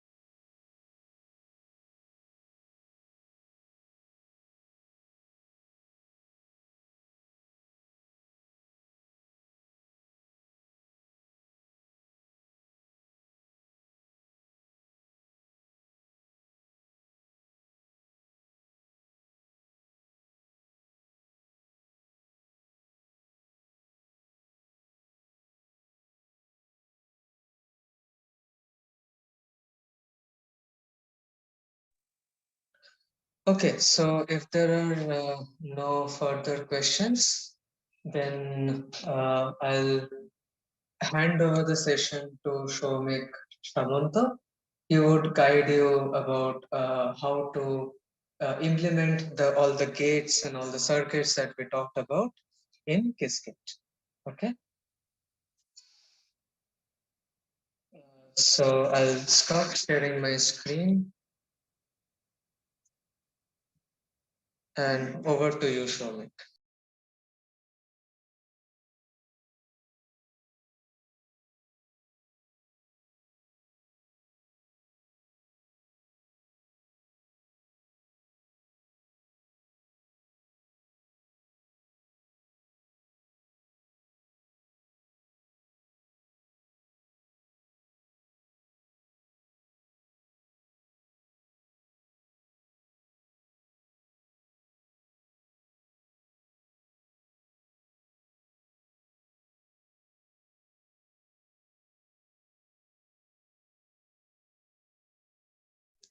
Just hang on for a minute. Soumik is preparing his screen.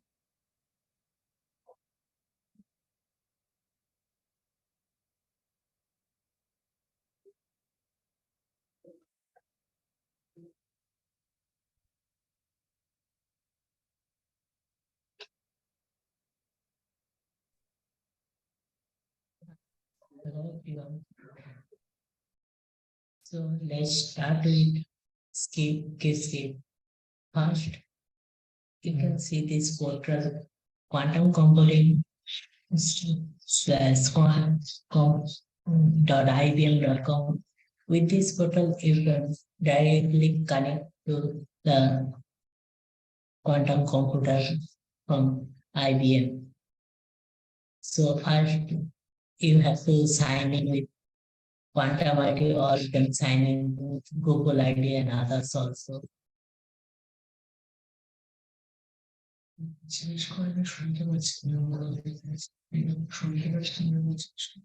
Hello, am I audible?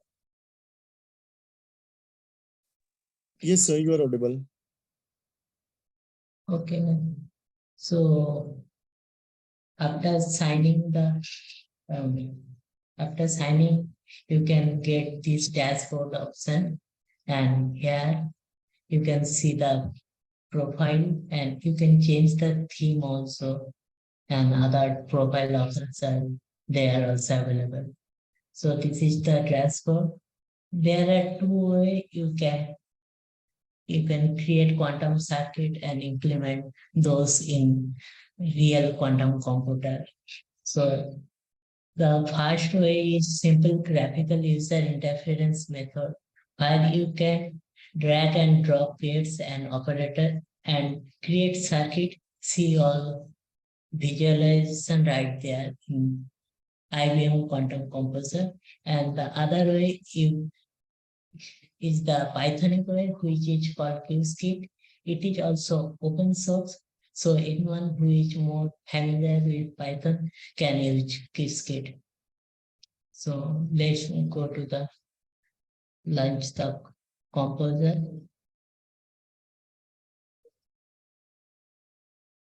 So this is the composer. In left side, you can see different gates. You can drag any gates also. And here it is 2 qubit, and you can add more qubit and delete also. And there are two classical register. So and here you can see this is the state vector, which represent the quantum state, and the amplitude you can see by applying Hadamard, you can get a 1 by root 2 the amplitude. So in each amplitude will be 1 by root 2. And you can see the probability also here. And this is here you can see after applying Hadamard, we get 2 qubit 0, 0 and 1 with probability 50%, 50%.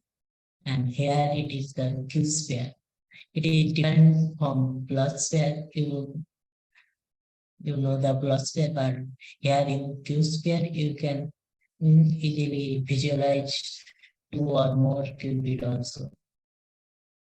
So let's go to the file menu, then you can create new files and others. And in edit option, you can clear circuit and others. In Q option, you can just align and you can adjust your visualization techniques. So here let's start with first delete the header material. You can just click on delete and then you can easily delete. Let's start with control C. Let's start with XGate up. So this is a 1 qubit, and we remove the classical resistance. So after applying the XGate, you know that the Q0 was always be initialized by 0 state, and after applying XGate, you will get the 1 state, and you can see here it is the amplitude with 1, and the probabilities is 100%. In Q sphere, you also see the phase angles. It is all of this goes to 1 state in South Pole, and you can let's do other gates also, like in header market. If you apply header market after the X gate, then you can see, so there are 0 and 1 state with amplitude 1 by root 2, and there are the probabilities 50-50%. So there is different only header, and you know that after applying X gate and then header market, there will be a the final state will be 1 by root 2, 0 and minus 1. So there should be some phase difference. You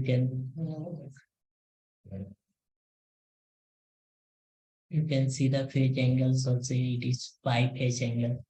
So with pi phase angle, and if you remove the X cat, you can see the phase angle become 0. So that's how you can visualize the phase angles also. There are other gates you learn today also, like if you add another qubit, and if you have a X gate and Hadamard gate, then this is the, we have this state 0, 0 and 0, 1. Let's apply the swap gate, then you can see it is swapped by 0 and 1, 1. So first, there are different gates also, you can easily play with them, and you can save the result. There is also another one, the measurement, how can we measure the circuit with header market. If you have header market, if you want to store, measure it and store this result to, it is stores this result to a classical register, classical register 1. So if you have another classical register and we want to store the result from this one, we want to store this qubit also, then you can see how you can store two qubits measurement in two classical registers. So this is very easy with Composer. You can just drag those gates and you can get results. Let's make basic part you learn today in Composer section. So first we need use header market, then we use control CX. So after CX, you use the measure. If you measure both qubits, then you can see the, you will get 0, 0 and 1, 1. This is the tail state with probability 50 and 50, almost 50, 50%. So that how you can get Bell state. And you know the other Bell state also.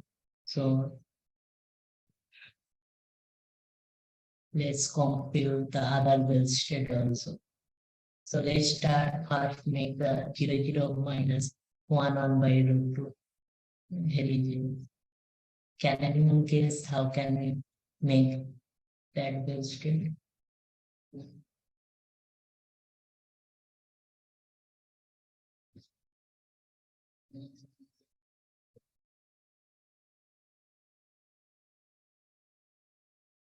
Okay, let's do it.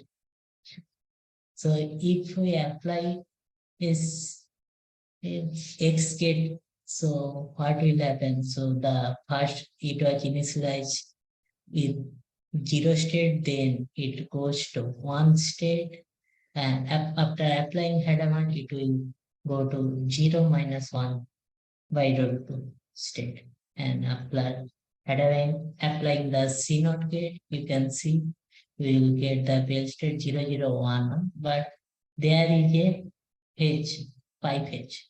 So you can see the Q sphere, there is a pipe edge. So in the final state will be 0, 0 minus 1, 1 by root 2. that is also a bell state.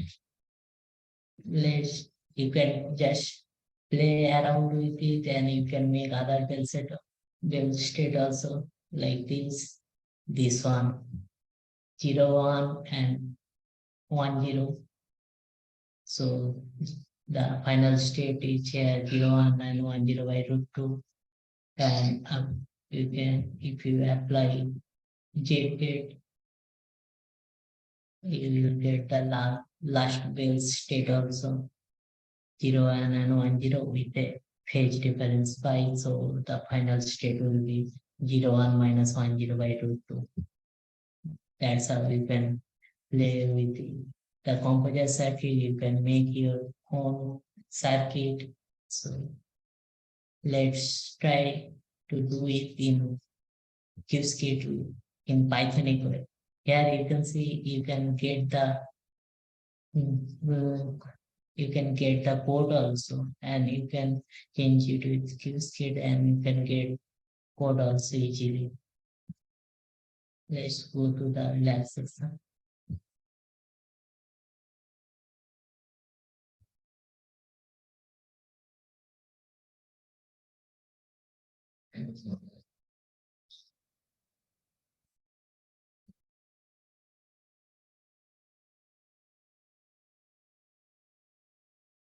By the way, in dashboard, you can see all the quantum system which are available also.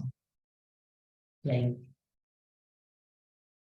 these are the systems are available with 7 qubit and 5 qubits, and there are simulator also. Simulator are locally you can simulate the circuit that is classical and magic. In these systems, you can directly create circuit and run those in real quantum computer. And here it is quantum volume. Quantum volume is you can, if you click any of the system, you can get the details of this system which are available, like quantum volume. Quantum volume is single number metric that can measure the using a concrete protocol on a near-term quantum computer. Means it defines how accurate your quantum quantum processor. And this is the circuit layer operation per second.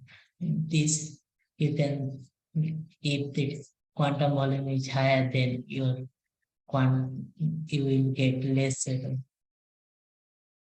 So these systems are available in QIQT. You can run those. Let's try to run any system, one of them.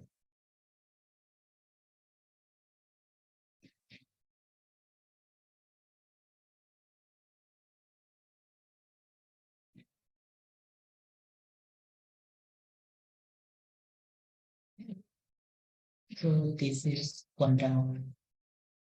IBM Quantum Lab. So you can do it in Python.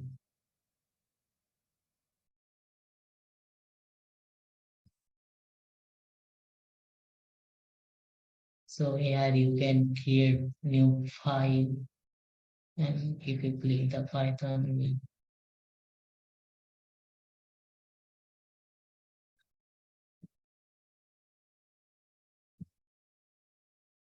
you can see these are the libraries we import these functions. So let's try to make entangles. Let's see how does it work. So you can see first we need to make a quantum circuit. So we are importing a quantum circuit from QSkit. So here first define QC equal to quantum circuit, and here is to to quantum register, and the second one is to classical registers. So actually you see in Bell state we need at least 2 qubits. So we are using the minimum resources 2 qubits to quantum registers and to classical register. First, let's.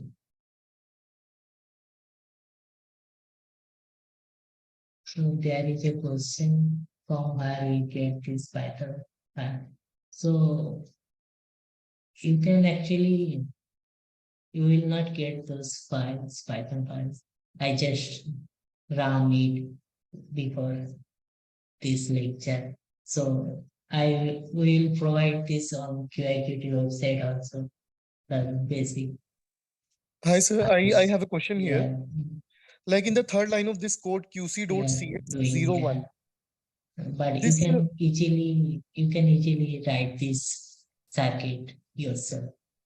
sir, I do understand that, but I don't understand the major So part. let's Like apply QC the dot header major, method like QC.H on 0 the qubit. 0 qubit, So yes. this is 0 qubit and this is 1 qubit. So first apply header method on 0 qubit, then controls xgate. So the control position on 0 qubit. So so in first we have to 0, comma 1 and the target position is 1. So you have to write like this. And if you and we are measuring the circuit. So first which is a 0, 0 first 0 qubit and it is storing the data to which is a 0 zeroth classical bit. And the second one, the 1 qubit, Q1 qubit, and it is storing on C1. So that's how you can write. So it But is I don't 0 to 0 understand. Like, and qubit 1 to classical bit 1. So that's how you can store data and measures. Then you can draw the circuit QC.draw. So you can make easily your own circuit. Then to simulate this in classical in your computer, then first we have to with first we have to import the backend.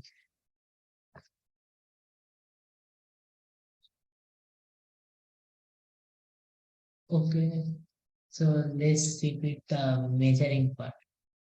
So you want to measure which is a 0 qubit. If you want to measure 0 qubit, then what should it be like?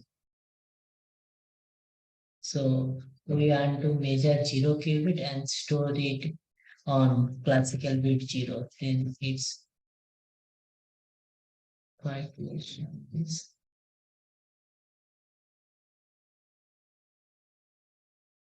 So it will measure the 0th qubit and it will store it to the 0th classical bit. Then if you want to do more measurements, so here you can see it is measuring only 0th qubit and it is stored to the 0 classical bit C0. And if you want to measure more qubits, like if you want to store, you can store into classical 1 qubit also. It is just stored in 1 qubit. But if you want to want to store 2 qubits, then just it is like Python. They make a list 0 and 1 store into two classical qubits 0 and 1. So that's how you can store it. Like if you have 3 qubit and 3 classical register, and if you want to measure the third qubit also, this one Q2 third qubit, then write third one and store into third classical bit. So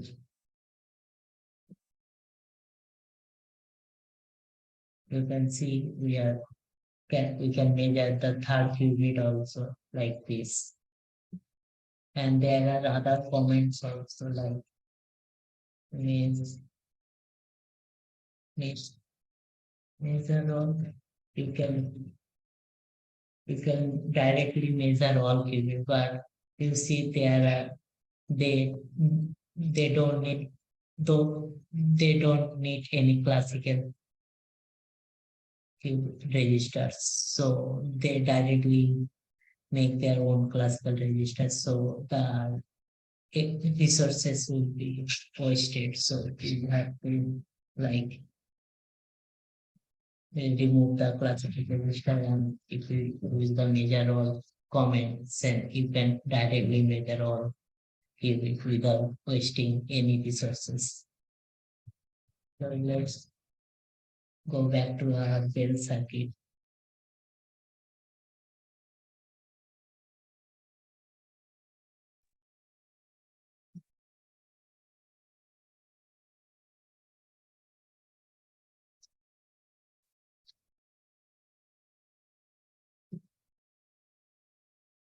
So it is almost like Python. If you make a list and want to store to zero qubit to classical register.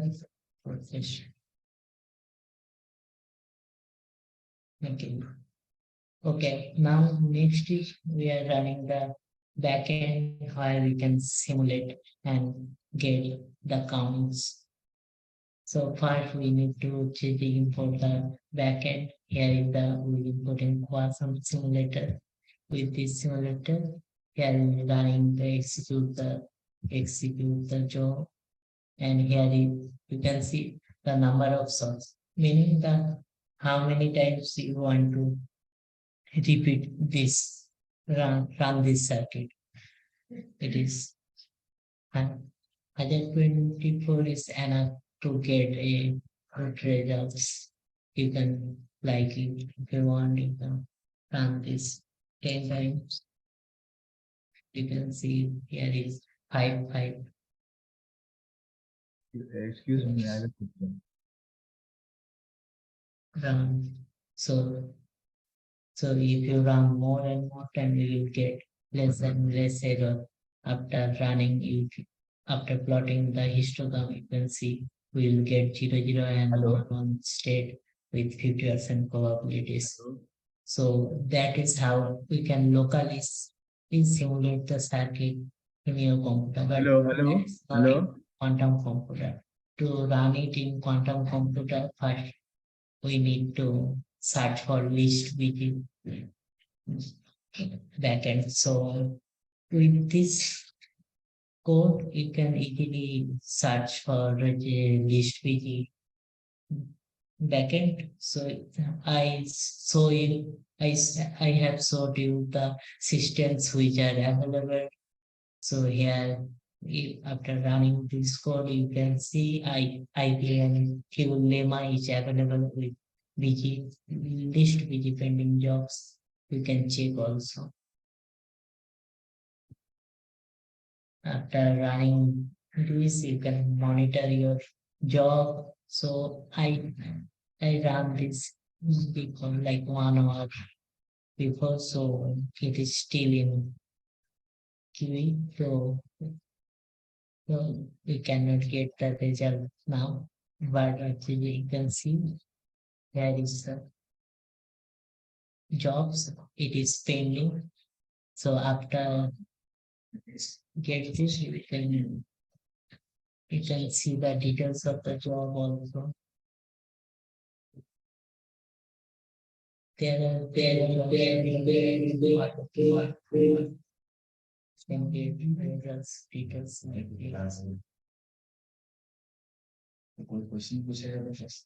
Yes. So this is how you can make your own Bell circuit in quantum computer also. Hello, sir. Can we make a 3 qubit entangled gate like state here? How can we generate it? Like in the class today, we learned 2 qubit entangled circuit. How can we create a 3 qubit entangled circuit here? You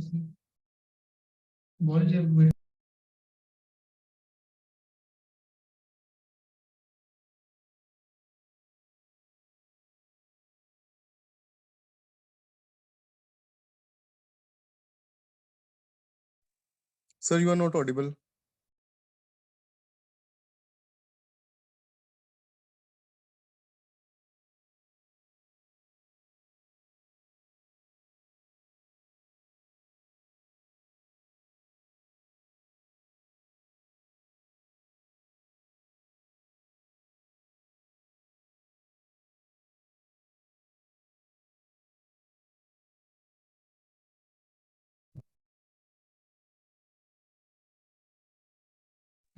Suddenly. Hello. Okay, let's try to make the other base circuit quickly. So first we have to make your quantum circuit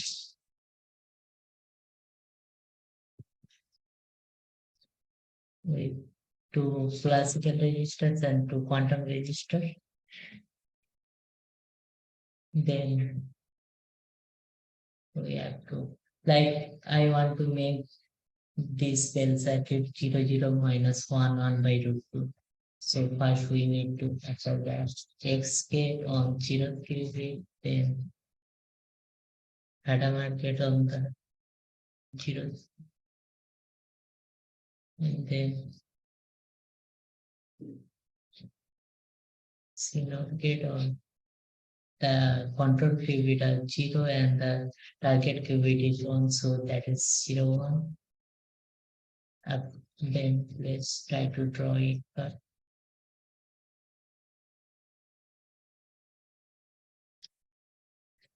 Okay, this is done. Okay, now let's try to apply the measurement of.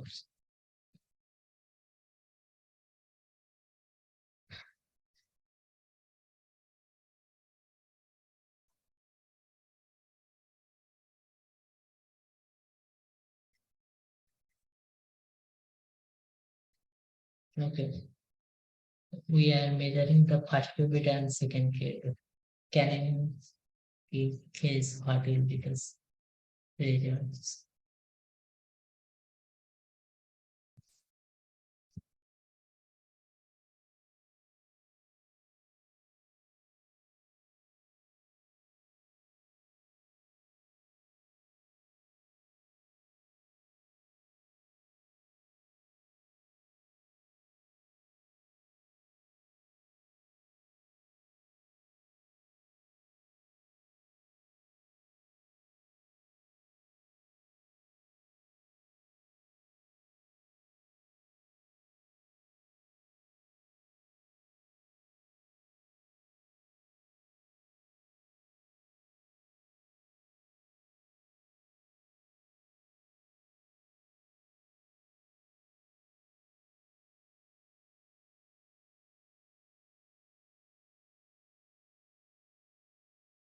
Okay, let's first try to make this entangled state. Then let's see what the result. So if you just copy this, you can see the histogram. It is 0, 0, 1, 1, but there is a phase.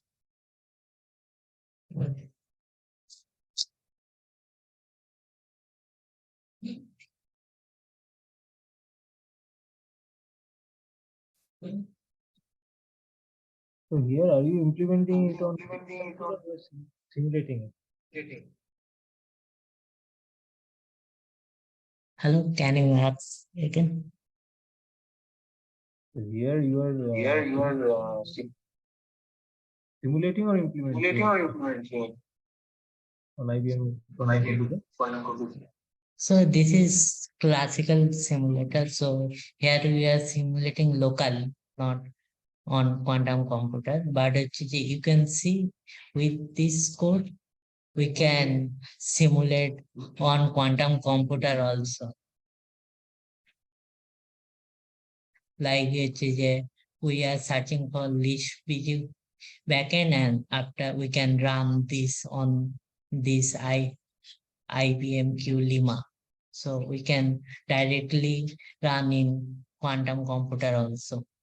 After if you win after it is the job is ongoing, but you will get the result after few hours. This is on pending. So you can run also in quantum computer also. Then you Hi, will sir. get the noise also. Please address my doubt. What is your doubt? Can you Sir, like in the class today, we learned yeah, about 2-qubit entangled gates and how to yeah. create its circuit. Sir, can you Okay. please explain how we can create 3-qubit entangled or maybe 4 or 5-qubit entangled state, and how can we Yes. design a circuit? So you know the GH state above. Okay, let's make the 3-qubit entangled state.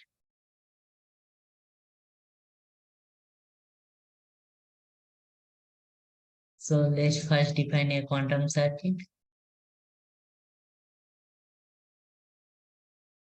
So that actually the 3-qubit entangled state is a GH state. This is also a very famous state. You can search.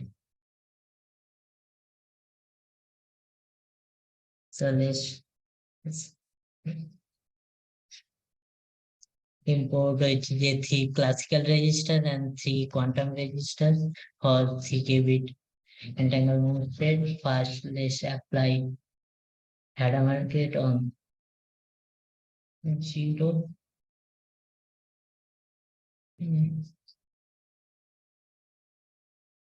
Then one control X operation, and then one more. We need to apply one more control X operation.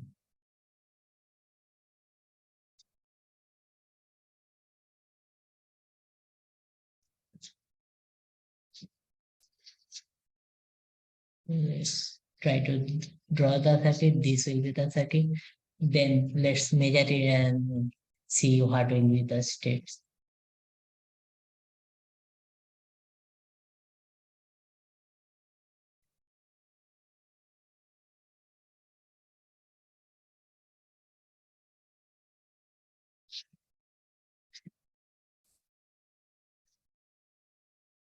So we are measuring, and then we need to simulate on classical.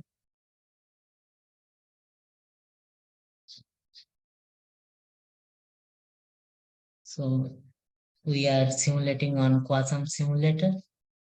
After running, you will see the what will be the states. So this is the final state.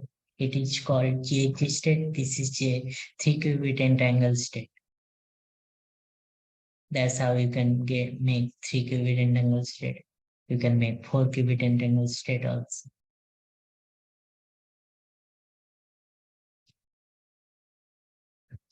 Okay. So do you get it? Thank you, sir. Yes, sir. So the idea is we just have to apply C node gate, right? Yeah. Like after For creating if you want, superposition on the first qubit. yes. Like if you want to get any other, you have to make your own quantum circuit and try to implement, get the idea. So this is how we can make entangled state in QIQT. So if anyone has any more questions, can ask.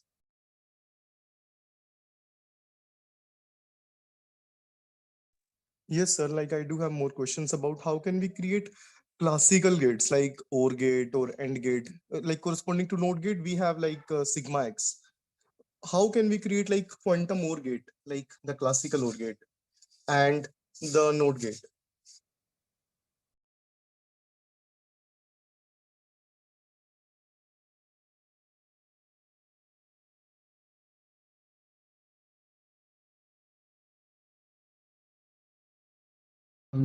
So there are like you in last class we are discussing like which is a topology gate is a classical gate. There will be two control operations. So in next class we'll discuss about those multi-qubit gates. Okay, sir. Thank you, sir. Thank you so much. Okay. Anyone have any questions?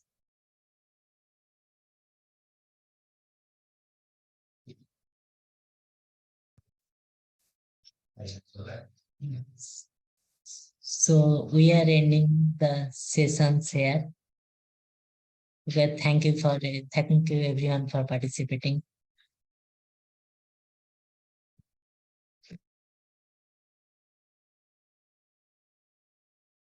Thank you, sir. Thank you so much.